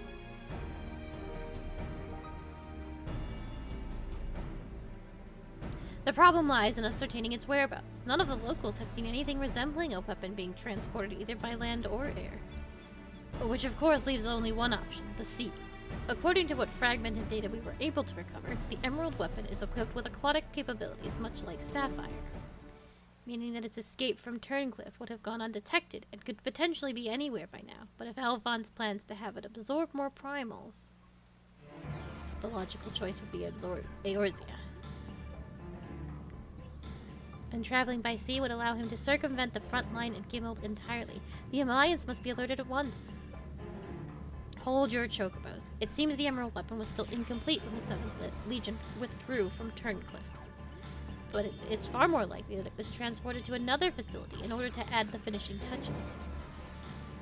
If your supposition is correct, then it would narrow your search to but 2 possible locations: Castrum Marinianum in the Rotano Sea and Castrum Obsidians in eastern Lanusia, both of which are known to harbor the remnants of the 14th Legion, your former subordinates, Gaius.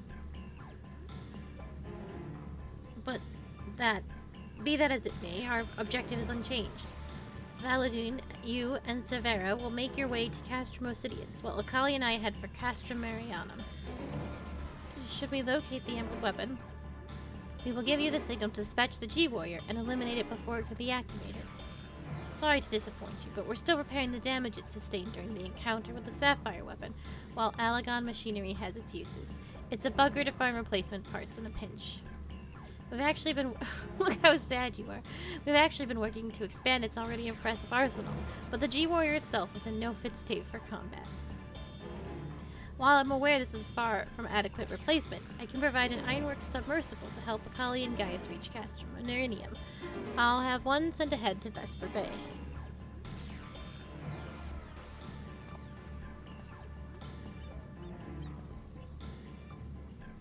A submersible, eh? I don't much like the sound of that. Perhaps Severa and I should count ourselves fortunate that our destination can be approached by land. I pray you have a safe journey, and watch yourself out there, Akali.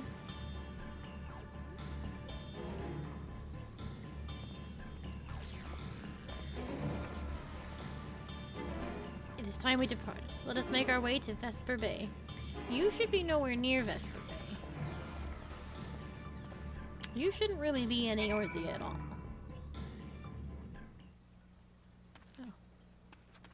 I was like, you make me walk? You make me walk to Waking Sands? As per Master Garland's instructions, the submersible is ready when you are. But before you depart, I've received some scraps of intelligence regarding your opponent from my colleagues in Turncliffe. Apparently he uses some sort of levitating hand-like appendages. 6 of them. 6 of them, in fact. Though we're not quite sure what purpose they serve, it sounds like having eyes on the back of your head might come in handy, but that's all we know, I'm afraid. You have our thanks. After all, forewarned is forearmed. If the emerald weapon has indeed been transported to this castrum, it would need to enter via the dry dock. We shall do likewise. One might expect that there are measures in place to keep out intruders, but the security systems can be tricked into recognizing us as an Imperial vessel. That said, infiltrating the facility is merely the first step. Should the emerald weapon be activated, it is only a matter of time before the pilot uses Oversoul. We must silence the war machina before this happens, and failing that, grant the poor soul at its helm the mercy of a swift death.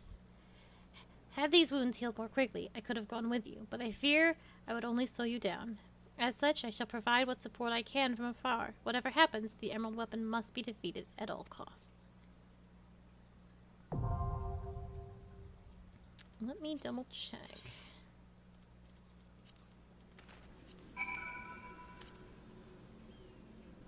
$485. I am just...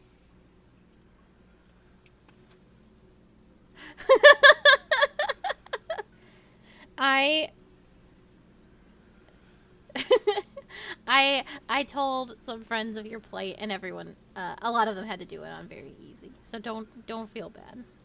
We were talking about how much it sucked. It's okay. What is your level? What is your gear level?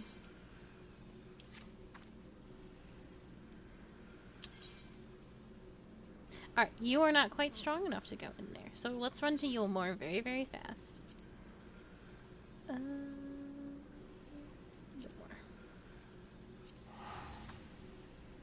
I will bring the echo. Q's not strong enough to go in there, so we gotta fix that first. I am just there. You have been so unbelievably unlucky with your gear. Nothing drops for you. Let's see. So, let me take a look at you.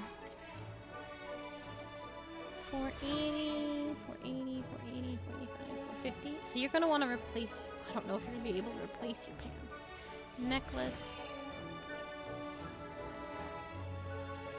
Your pants have gotta go. So we want to look at Tombstones of Allegory for the moment. How many of the Tombstones of Allegory do you have?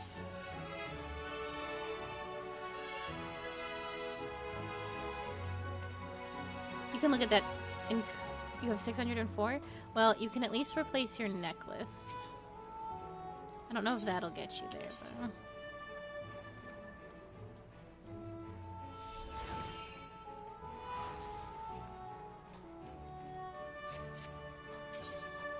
Yeah, well, replace what you can. Definitely replace your necklace, though. That's your lowest by a mile. I need to replace my gloves.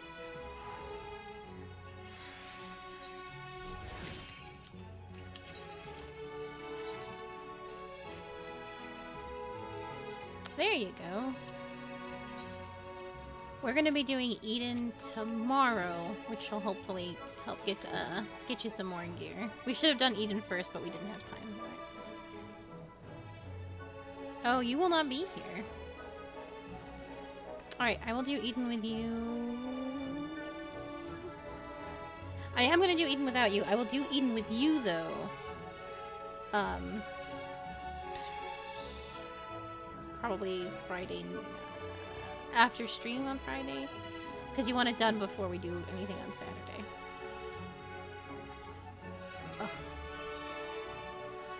Ugh. I'm gonna tell you here while we're talking about it, because you're going to Thanksgiving and I am not. Tell them we used the grill, even though we didn't, and we loved it. I'm not gonna remember to tell you this before you go. Tell them that we used the grill and that we liked it, even though we didn't. Just lie and say it was fantastic. Say we made burgers on it. Have a whole story lined up so we don't get griefed about not using the fucking grill.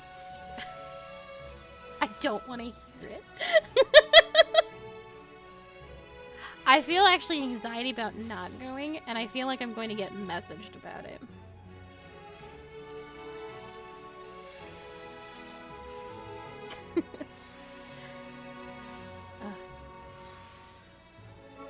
I feel like I will get some aggro, but I feel like our stepdad will definitely send me aggro about it.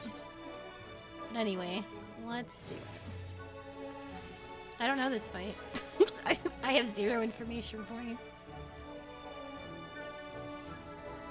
Oh, I didn't see if Yak was ready. I assume Yak is ready. Yeah, Yak's ready.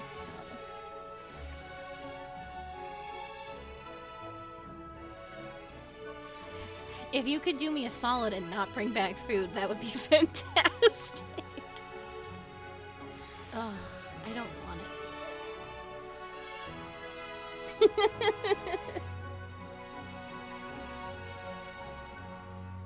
I may order myself a pizza after stream, so I have something to eat for Thanksgiving tomorrow. Oh, you're gonna make me a little roast for Thanksgiving? Thank you. I'm so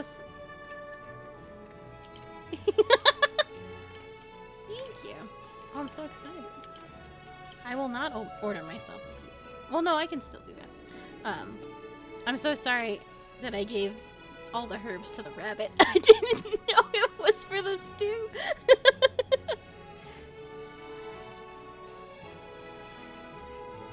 Q went to the store and she's like, just put the whole bag in the fridge, and I put the whole bag in the fridge, but I saw there was herbs. There was thyme in there, and we usually give those to the rabbit. And I was like, I pulled it directly out of the bag and gave the entire thing to the rabbit. And then as I watched him completely mow all these little things down, I was like, I don't think that was for him. I don't think this is for the rabbit, actually. It's too late.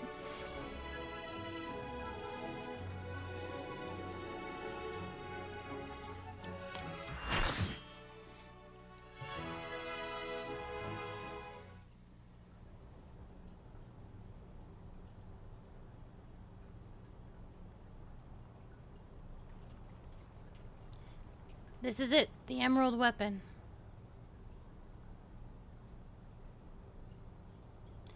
I've been expecting you, hero of Eorzea.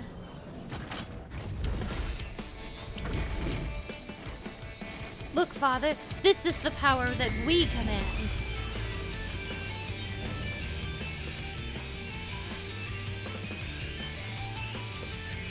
Looks exactly like it did in Final Fantasy VII. I just remember constantly getting clipped by the fucking EX version.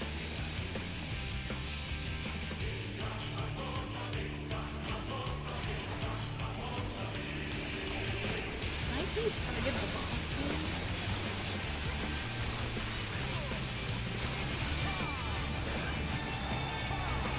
Emerald Shot, I think it's the same person.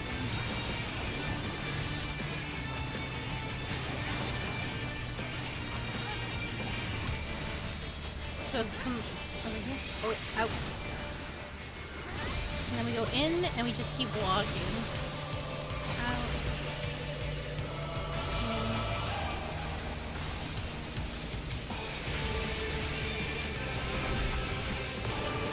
Good job. You did do it.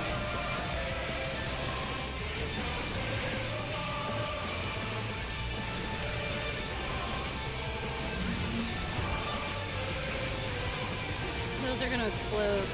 They will show us the state. Positive. Yeah, I think we'll be safe there. I couldn't tell what that other symbol was. That was unfortunate. I didn't know it was going to do that. I couldn't tell what the other symbol was, so I didn't know if it was a negative or a positive.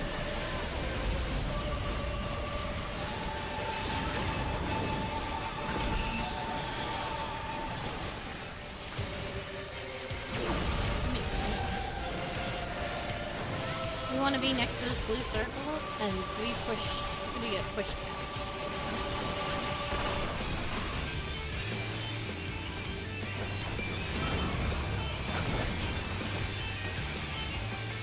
Okay, same thing again.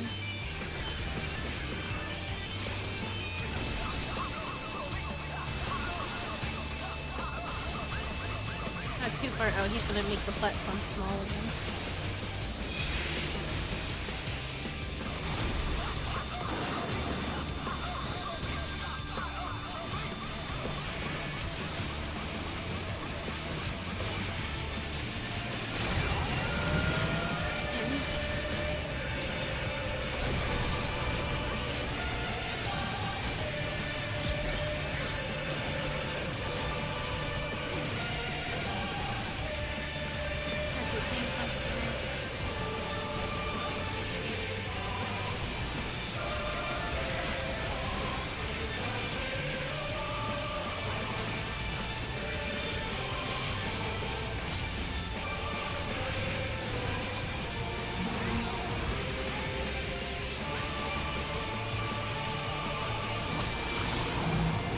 Positives are going to push each other out. We want to actually be in between these two right here.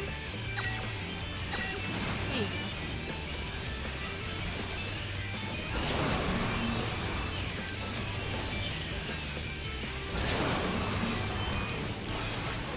You could not do that.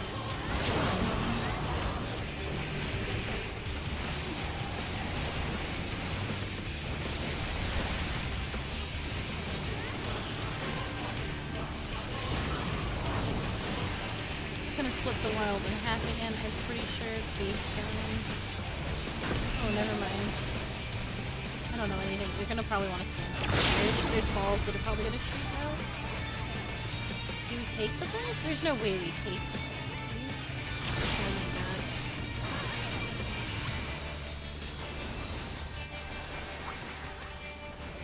I've never seen this before. People are popping. Alright, up here.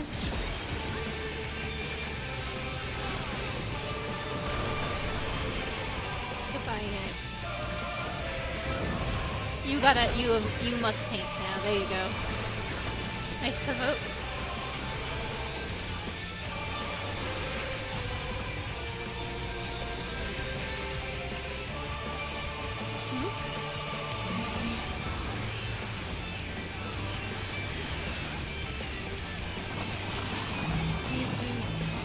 positives are going to, yeah, so you're good. You're gonna be exactly good. Oh.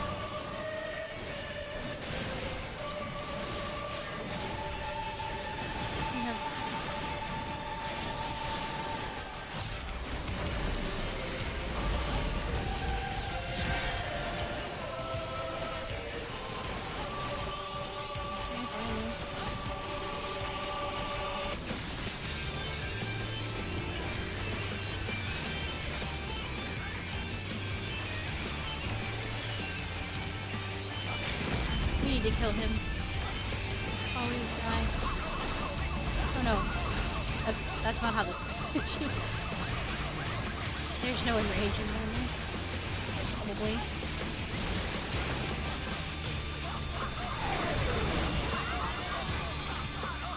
That's just the X.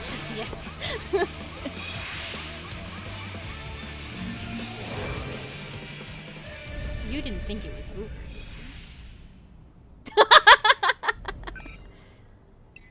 He didn't even activate the Oversoul. Belsar's combat data ready. Initiating organic core overwrite. Ellie, Alphonse, this is goodbye.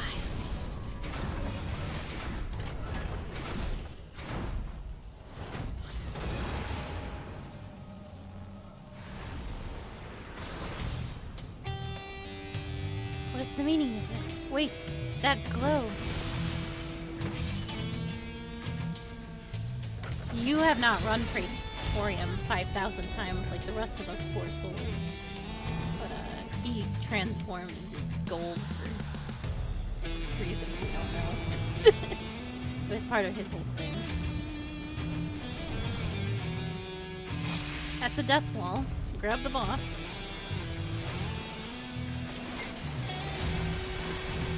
Oh, yeah. Okay.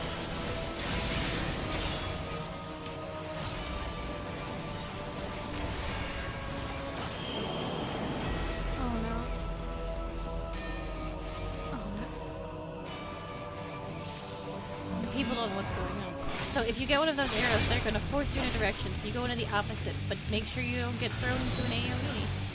These are going to make patterns. I could tell you where to go, but it would be extremely...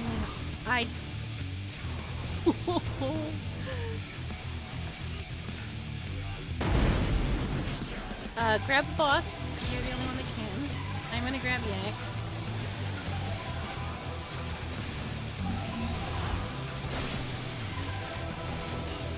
These are way easier. I wish they were like this in, yeah, that's... You should be. I think I do get hit. Ooh, nasty. Just be strong. Yeah, I'm proud of you.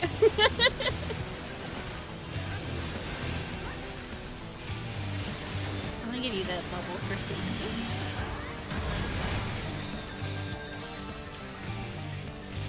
Now we have to do as much damage as possible.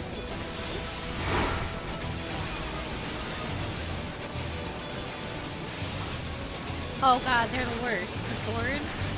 Oh, so here. We need to go to the empty spot. Hold on.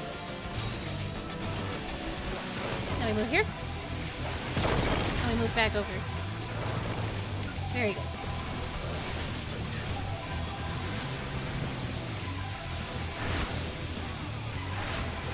Same thing again. You want to come over here? When they shoot, we're going to move to the left. There we go. And then immediately back. Very good.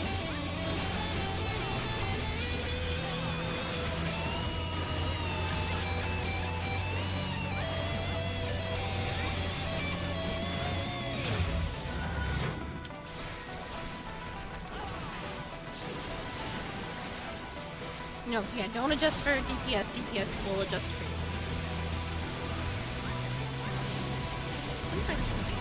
Oh, I know, he's so big. That's part of the problem.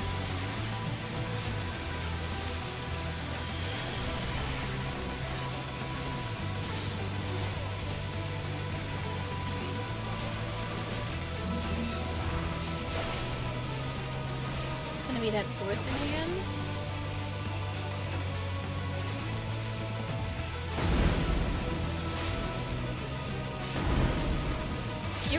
I'll protect you. That's mitigate as much as you can. Good job.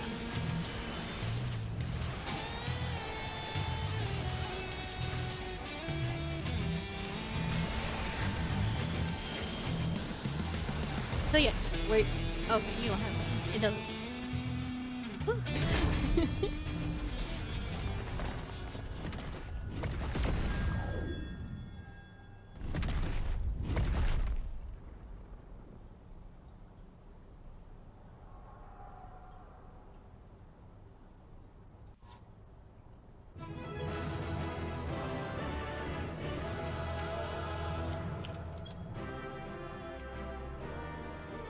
Oh, I wouldn't. It's okay. I think they were new. No.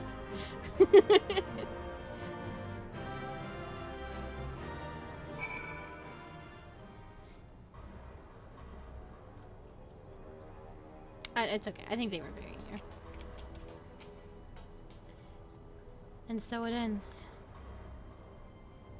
But why would Rex throw his life away for this?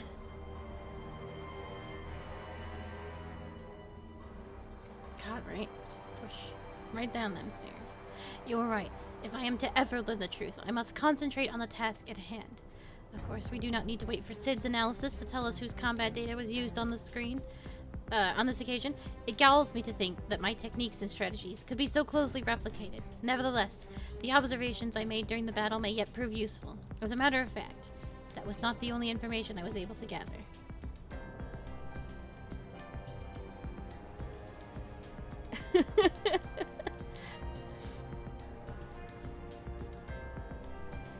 Yeah, the only times you got were by the edge of the arenas.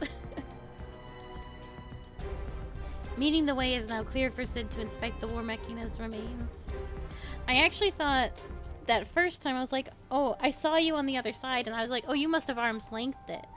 And then you were gone. You were gone from this world. We got here as soon as we could. Not that we could have done anything to prevent this tragedy. Oh, so is it arm's length immune? Did you use it too late? From what we know, it seems that the emerald weapon was ilm for ilm a great deal more powerful than the previous two. If this is allowed to continue, who knows what sort of monstrosity the 7th Legion will conceive next. I can't imagine it's actually immune. Nevertheless, Akali has once again proven herself capable of overcoming the worst the Empire has at its disposal. You may be relieved to hear that Castrum Obsidians was free of anything resembling a weapon. Unfortunately, it was devoid of any useful leads, and we came away empty-handed. In all honesty, part of me wishes that we had never found the emerald weapon. Perhaps then Rex would not have been forced to make the ultimate sacrifice. I only hope that he is at peace.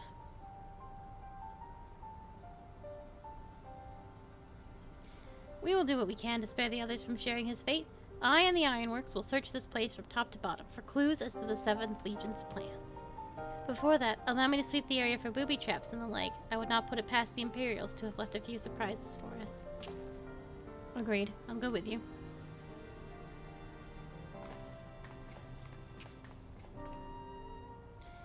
With that in mind, I'll begin my examination of the emerald weapon. Carefully, that is.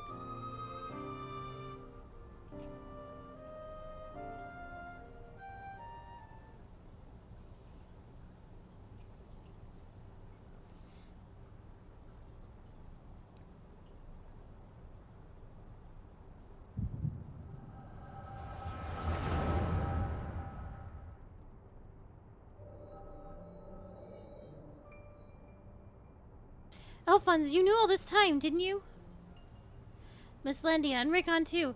Everyone except me. And you, Rex?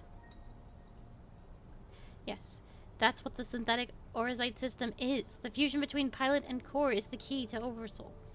And unless we use it, we don't have a chance of beating Father's newfound friends. They stand between us and the Imperials, without which the weapons would never reach their full potential. We thought that if you knew the truth about Oversoul, you would try to stop us. Of course I would, but what I don't understand is why all of you are so willing to give your lives for the weapon project. What is it all for? It all began the day Father left. Without his guidance, his protection, the Garleans lost any respect they once had for us. But their cruelty pales in comparison to Valen's. To him, conscripts like us are expendable commodities, an endless supply of test subjects for his twisted experiments. But no matter what they do to us, we will never lose hope. If it is the duty of the strong to lead the weak, we will become strong and protect those who cannot protect themselves. The weapons project will give us the strength we need to create a world where people like us can live without the fear of persecution. We want you to see this new world for yourself, Allie, even if we must give our lives to make it a reality. But why me? The years spent serving the Empire have changed us all, except you, Allie. Even after everything you've seen, you're still the caring, innocent girl we grew up with. More than any of us, you deserve a chance at happiness. That's what we all agreed. Allie, listen to me. Right now, the soldiers assigned to watch over us have been called away to the capital. Now is our chance to get you out of here. Then why don't you all come with me? If Alphonse and I were to run away, they'd only force others to take our place. We can't let that happen. This is our way of upholding the ideals Father instilled in us. Our lives are a small price to pay for Werlit's freedom.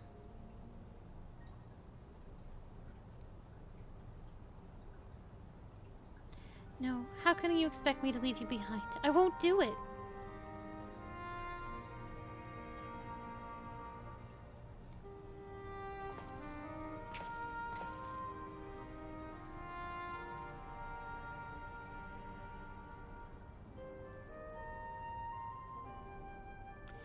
We will forever be at your side, Allie. Rex, take her to the holding cells. No! Let me go!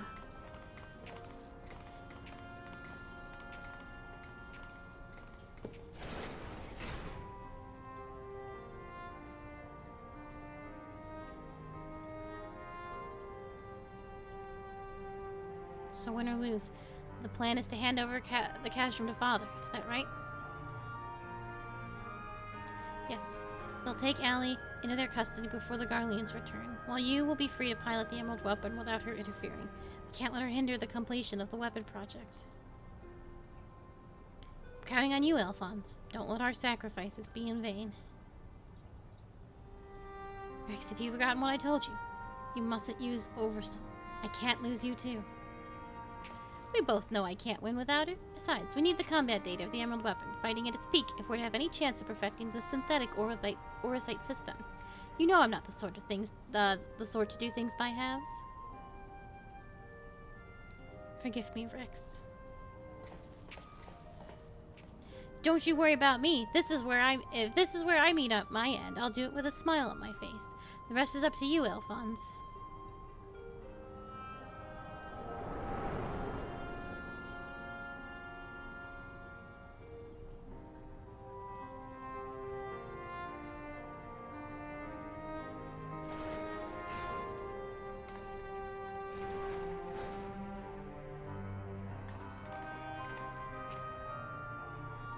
This is the girl you spoke of, yes? She was locked in a cell, but I saw no harm in letting her out. I can't say for certain, but it seems as though she's been through quite an ordeal.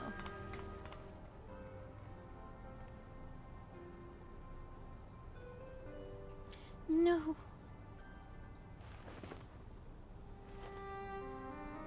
Why, Rex? Why?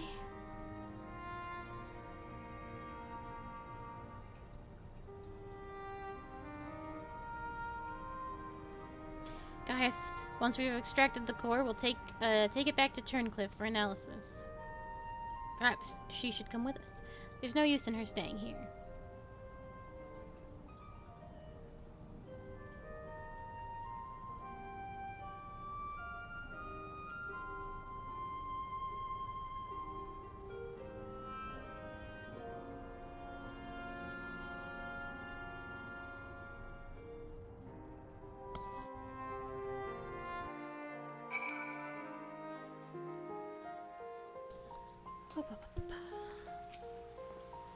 Severa is taking care of Allie, but it may be some time until her nerves have settled.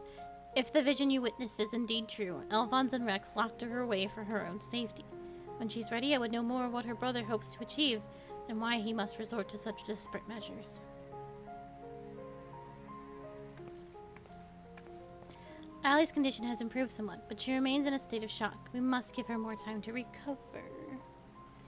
There was one other thing I thought you should know. When we checked her for injuries, we saw that her back is covered in welts and bruises. Who did this to her? It seems she was subjected to beatings on a regular basis. Judging by the varied stages of bruising, I dare say this was the work of her Garlean masters. You speak as though you have seen this before. Seen? I have lived through it myself. I was born in Warlet 23 summers past. My mother was a local woman, but my father was a pure-blooded Garlean and a member of the occupying forces. Though I knew little about him, his rank afforded me imperial citizenship. His acknowledgement of our familial ties was the extent of our responsibility. The extent of the responsibility he took for bringing me into this world. Still, it's more that can be said for most of his ilk. My mother and I were shunned by the people of Warlet, who treated us as badly as the Garleans did, if not worse. I thought if I were to become an imperial soldier, my position might somehow deter those who would cast scorn on my mother, if only out of fear, and so I joined the army. The acceptance I earned was but temporary, however, and my superiors were quick to blame any perceived shortcomings on my savage lineage. Rather than wasting time on official court-martials, they administered their own form of corporeal punishment. I was eventually assigned the 12th Legion and fought under Xenociel's Galvus in Alamigo. In the chaos that followed our defeat, I seized the opportunity to flee Warlet. While it was never much of a home, it was all I had, but nothing could prepare me for what awaited. My mother had, for many years, suffered in poor health and relied on medicine to keep her alive. In my absence, the Garleans had denied her treatment, claiming that it would be wasted on savages. By the time I could return to her side, there was naught I could do. There was nothing left for me in Warlet. I would be punished for my desertion if the Imperials discovered the reason for my return, and I was never accepted by my so-called countrymen to begin with. I ran as far as my legs could carry me. It was then that I met Gaius. So that is the truth of it. Other than a scant few details, I knew not of your past. It sickens me to think that I once fought under the same banner as such vile creatures. I'd always believed it to be the duty of the strong to lead the weak. Yet there are those who become drunk on the power afforded by their station and prey on those they should protect. Like a canker, the corruption has spread to every part of the Empire. Even those with Garlean blood, such as myself, are subjected to their cruelty.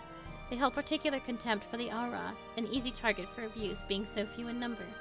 Perhaps, like me, Allie thought she would be spared such treatment once she joined the army. Alas. I only hope that with time, Allie can put the past behind her and make a new life for herself. But for now, all we can do is wait for her delirium to subside. If it's Valium's turn to keep watch. Let us ask him if there has been any change.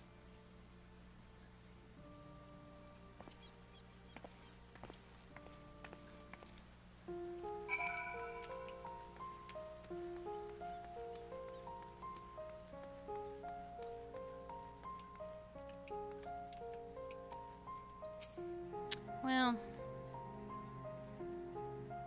yeah, they really twist it around to make it like, but Gaius would never beat children. Yeah, he probably wouldn't, but he was also going to enslave the people of Eorzea under the Garlean banner. We have really even when we saw him in Stormblood, he still really spoke with a whole, desire for conquest and Garlean conquest at that. But they have, completely removed that in this side quest thing, and it's... I don't know what they're gonna do with him in Endwalker, if they do anything with him in Endwalker.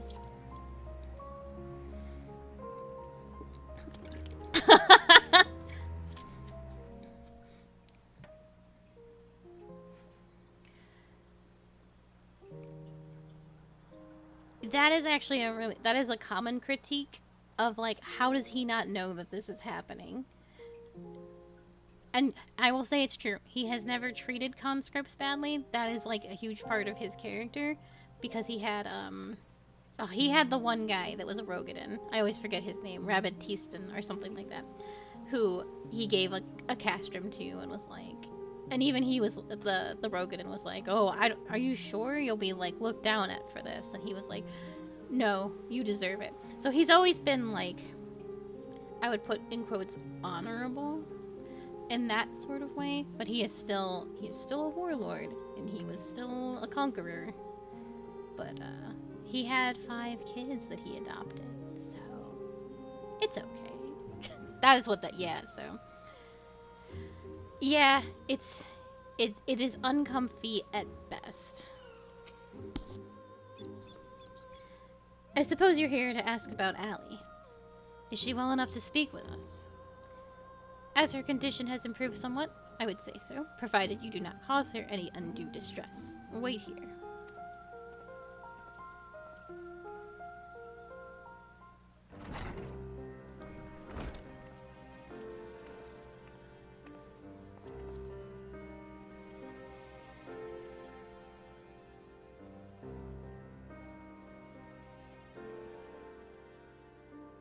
Allie, I am sorry. What happened to Rex? It was my fault.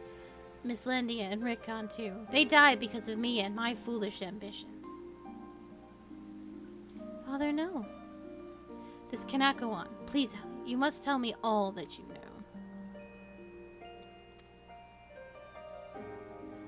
Of course. First, I need to know what's become of you and your siblings after we were parted.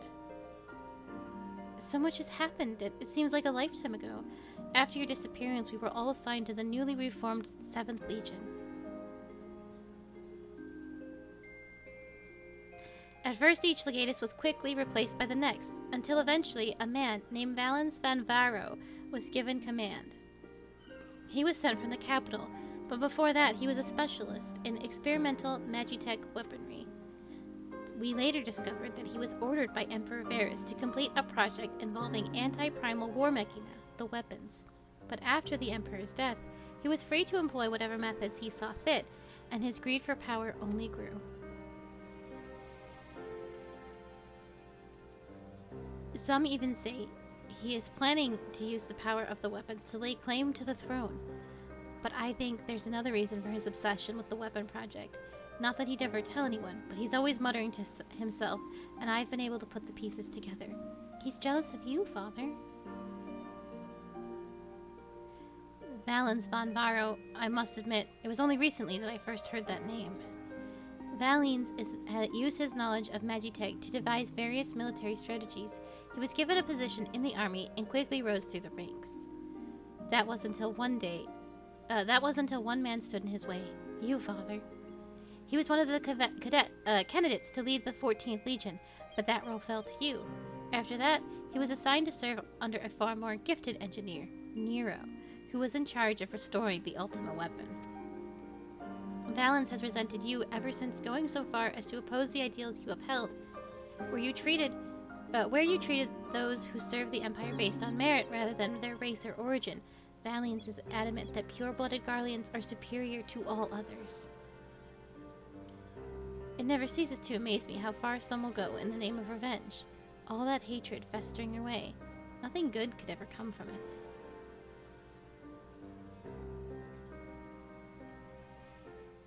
So the marks on your body are his handiwork.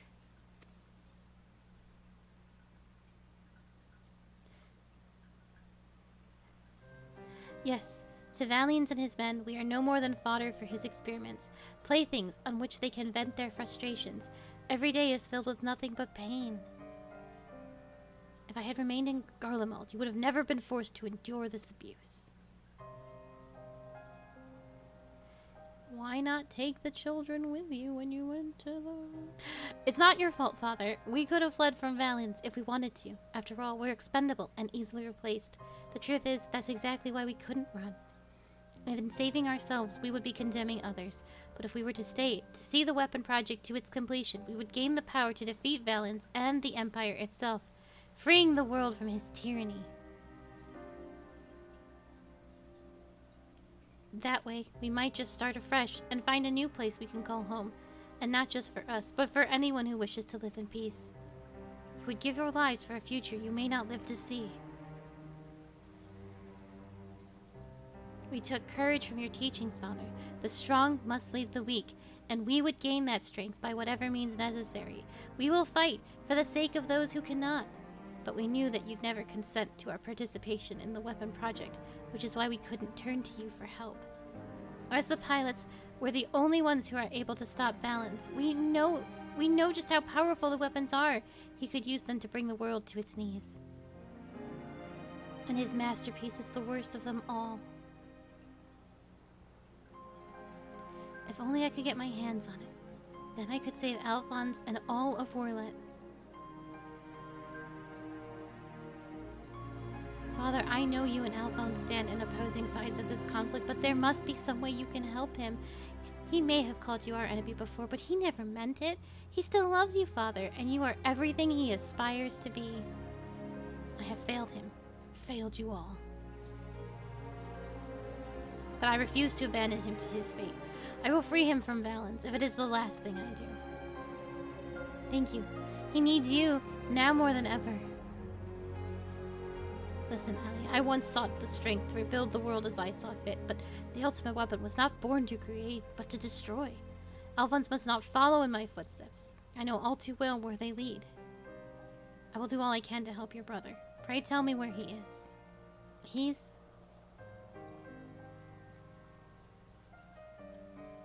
I'm sorry, I don't know where he could be. In that case, I shall have the Alliance dispatch scouts. Wherever he is, we will find him. As for you, Ellie, you must stay here and rest. Wait, you're the one who fought Rex, Rykon, and Miss Landia, aren't you? Yeah, I killed them kids. We're the ones who threatened your homeland. You did only what you had to do. I have no right to ask this of you, but... lend my father your strength. Save Alphonse. I know why they call you a hero. Alphonse, I'll do what I must to free you, even if it means going against Father's wishes, but I have a good feeling about his new friend.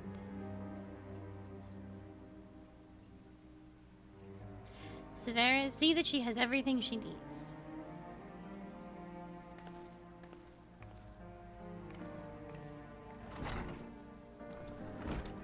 Our allies must be informed of these troubling events. May I ask that you relay this news to the troops of Garabania?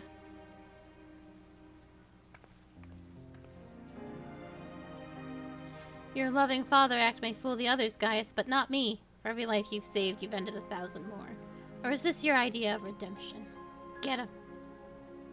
Call it what you will. For all my transgressions, I believe I still have a part to play.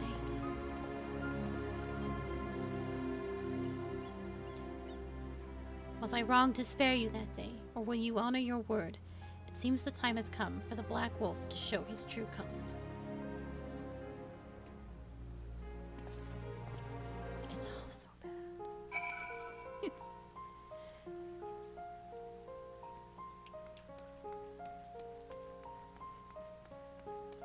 Yeah, don't much care for that. Don't much care how we were scolded for doubting the Black Wolf.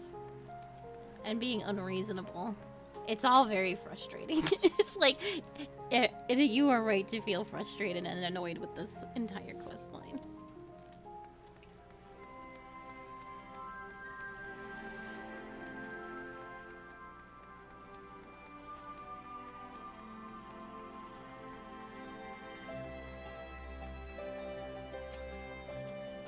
We received word of your victory over the Emerald Weapon. I expect it was another fine display on your part. Not that any of us were there to see it. For that reason, we'd be grateful if you could give us a blow-by-blow account if you wouldn't mind.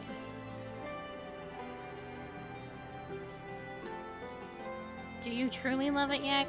Or are you sarcastic? Because I know for certain that you did not watch the end cutscenes and that I was telling you the play-by-play because it was so unbelievably unreal, and stupid. Now, if I may say so, it looks like your ordeals have taken their toll. We'll let you know if anything requires your attention, but until then, be sure to get some rest.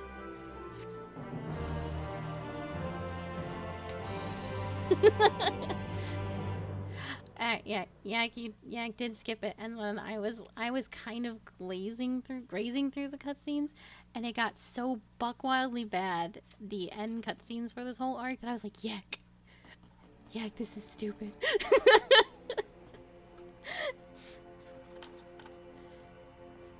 And it was simply better that way.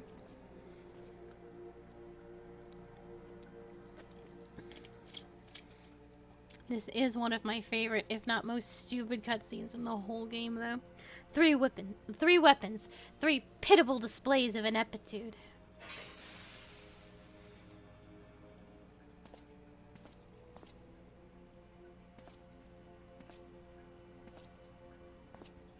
To make matters worse, one of my prime candidates, your precious sister no less, has escaped.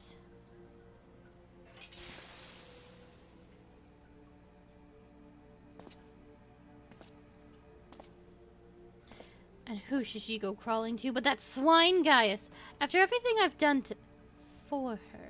And this is how she repays me. As her older brother, it's your responsibility to instill some discipline in her, and you have failed miserably.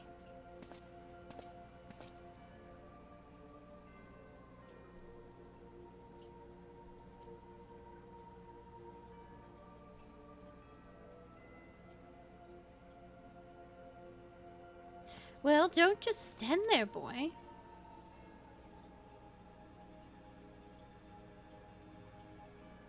Oh, of course, it's your first time, isn't it? Come along, there's no need to be shy.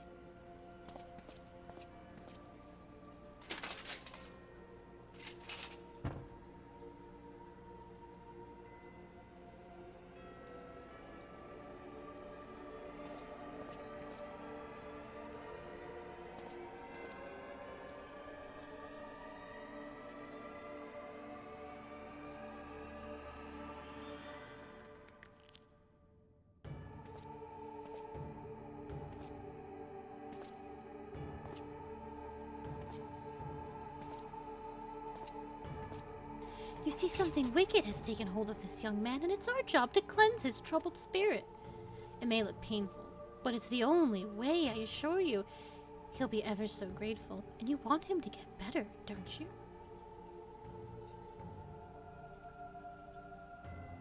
There's a good boy. Let's try again, shall we? Burn out the bad. Burn out the bad. Burn out the bad. Burn.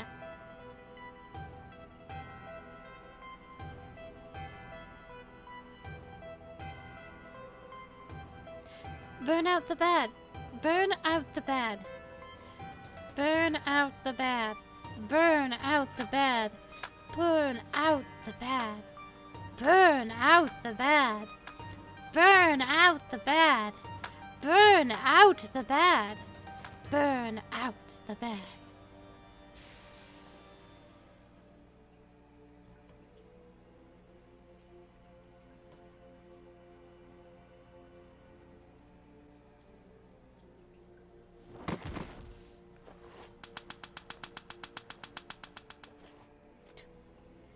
Well done. You've all made Father proud. Very proud indeed.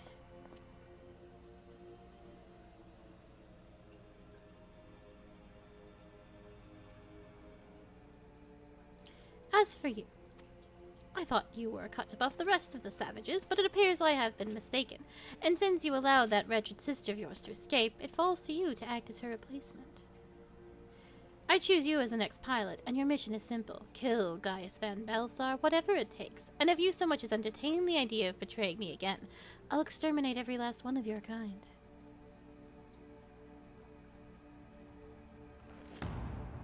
Like the vermin they are!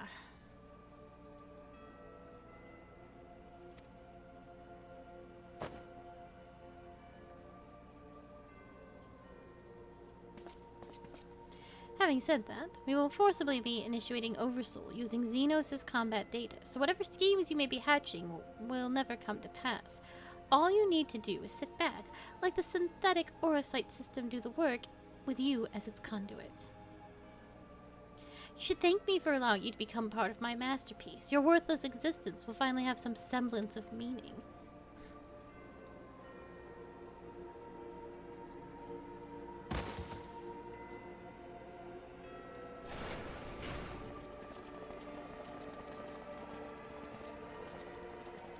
Lord Valens, preparation for the Oversoul trial are complete. We await your orders.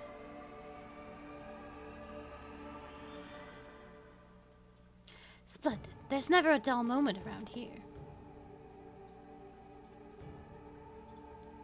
Now then, boys, who'd like to see something special? Come along, everyone. Father has secrets to share with you.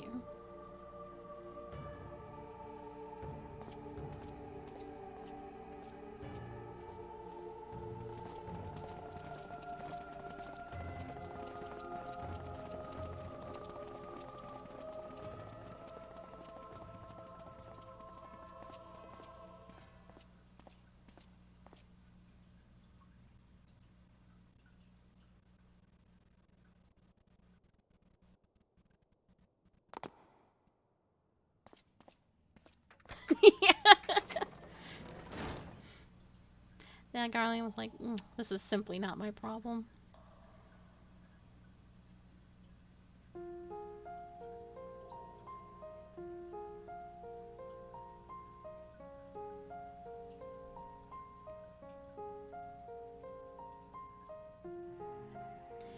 This is my chance, and it's all thanks to the sacrifices made by my dear siblings. Finally, the weapon will be mine to command. And once it's reached its perfection, I will be unstoppable. First Valians, and then the Empire itself will fall, and we will be free at last. Father, keep Alice safe.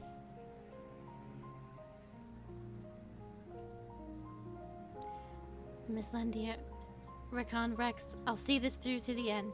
I promise.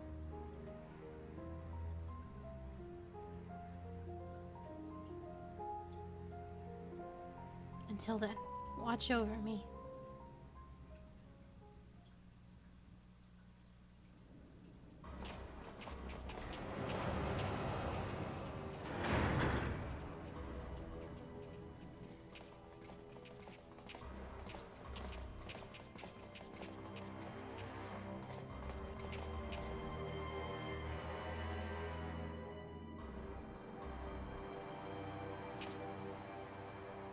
So, is it ready or not? The trial sequence has been primed, sir. Then get on with it.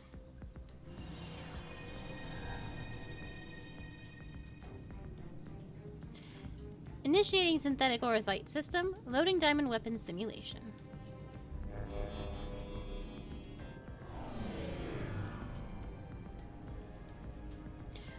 What's going on?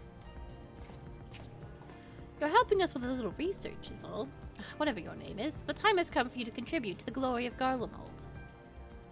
This isn't what we agreed. You said that if I took part in the experiment, you'd let my family go.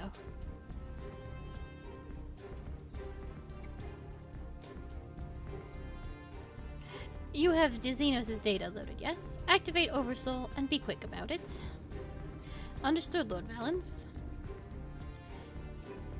Galvis combat sample ready.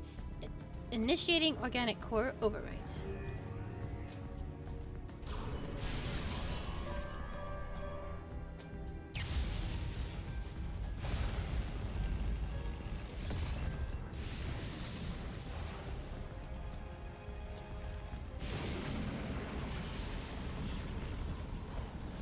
My mind is... This is what it takes to protect you both. I love you and I'm so sorry.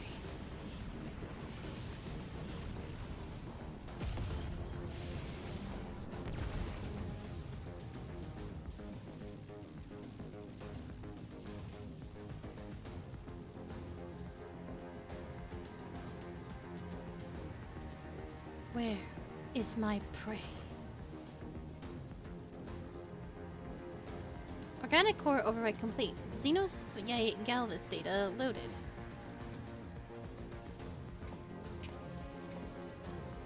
Huh. The subject is ostensibly bound to seek out prey right from the outset, regardless of the combat prowess it may boast. I need an obedient servant, not a ravenous beast. Enough. Shut it down. Deactivating synthetic orthite system.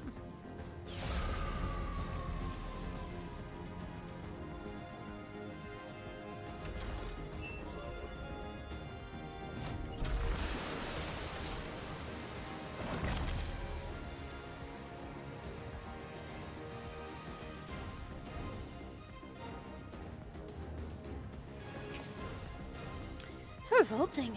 And what a mess it makes of the cockpit. Adjust the settings and prepare for another run. Fortunately, we have the next test subject ready and waiting.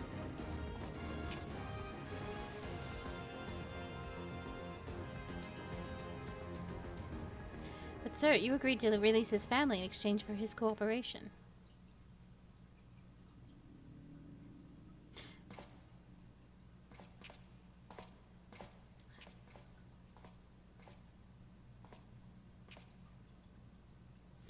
My, I never knew you had such a wonderful sense of humor. The great Valens van Varo bargaining with savages. More fool for him for trusting me in the first place.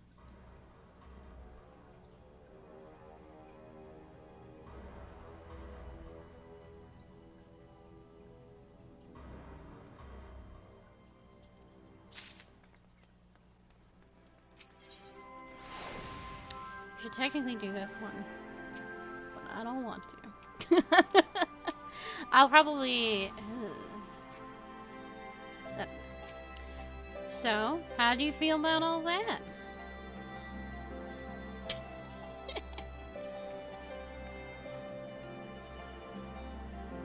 It's gonna be okay. No, that's fair. It was just so over the top bad that it became funny.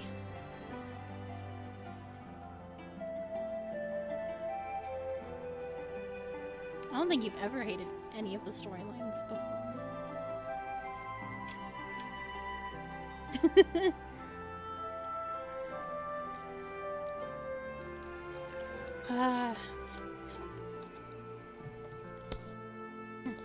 I would say, on the positive, because it is so bad and over the top, that it will not damage the Endwalker, because we're going to deal with a lot of Garleans and Endwalker. And I believe that they have been painted, this particular thing has painted them so cartoonishly evil. I think it'll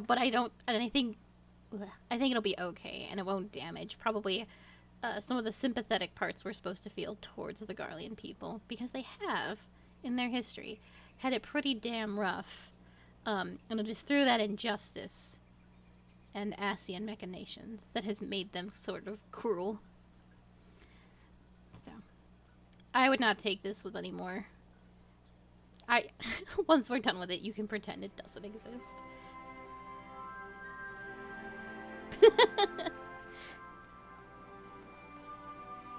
Alas. Well, I always hate ending on the weapons stuff because it's so bad, and then we trash talk it for a few minutes, and then we're like, well, that's the end of this. But that is the end of this. I will be back tomorrow. I understand it's Thanksgiving, but I will still be here streaming as I always am, and I will be doing the Eden raids. And maybe I will do Eden raids and probably some Boja, and I will do Eureka and more Boja on Friday. But that way we don't do any story without Miss Q. So it'll probably just be just a little bit of Boja. That way you don't miss anything too important. Nothing that we can't catch you up on quite quickly. Alright? Alright. So, thank you so much for being here. I will be back tomorrow at 2 p.m. EST with more Spiritfarer, and at 6 p.m. EST with more Final Fantasy XIV. Otherwise, have a very, very lovely evening, and I will see you soon. Goodbye.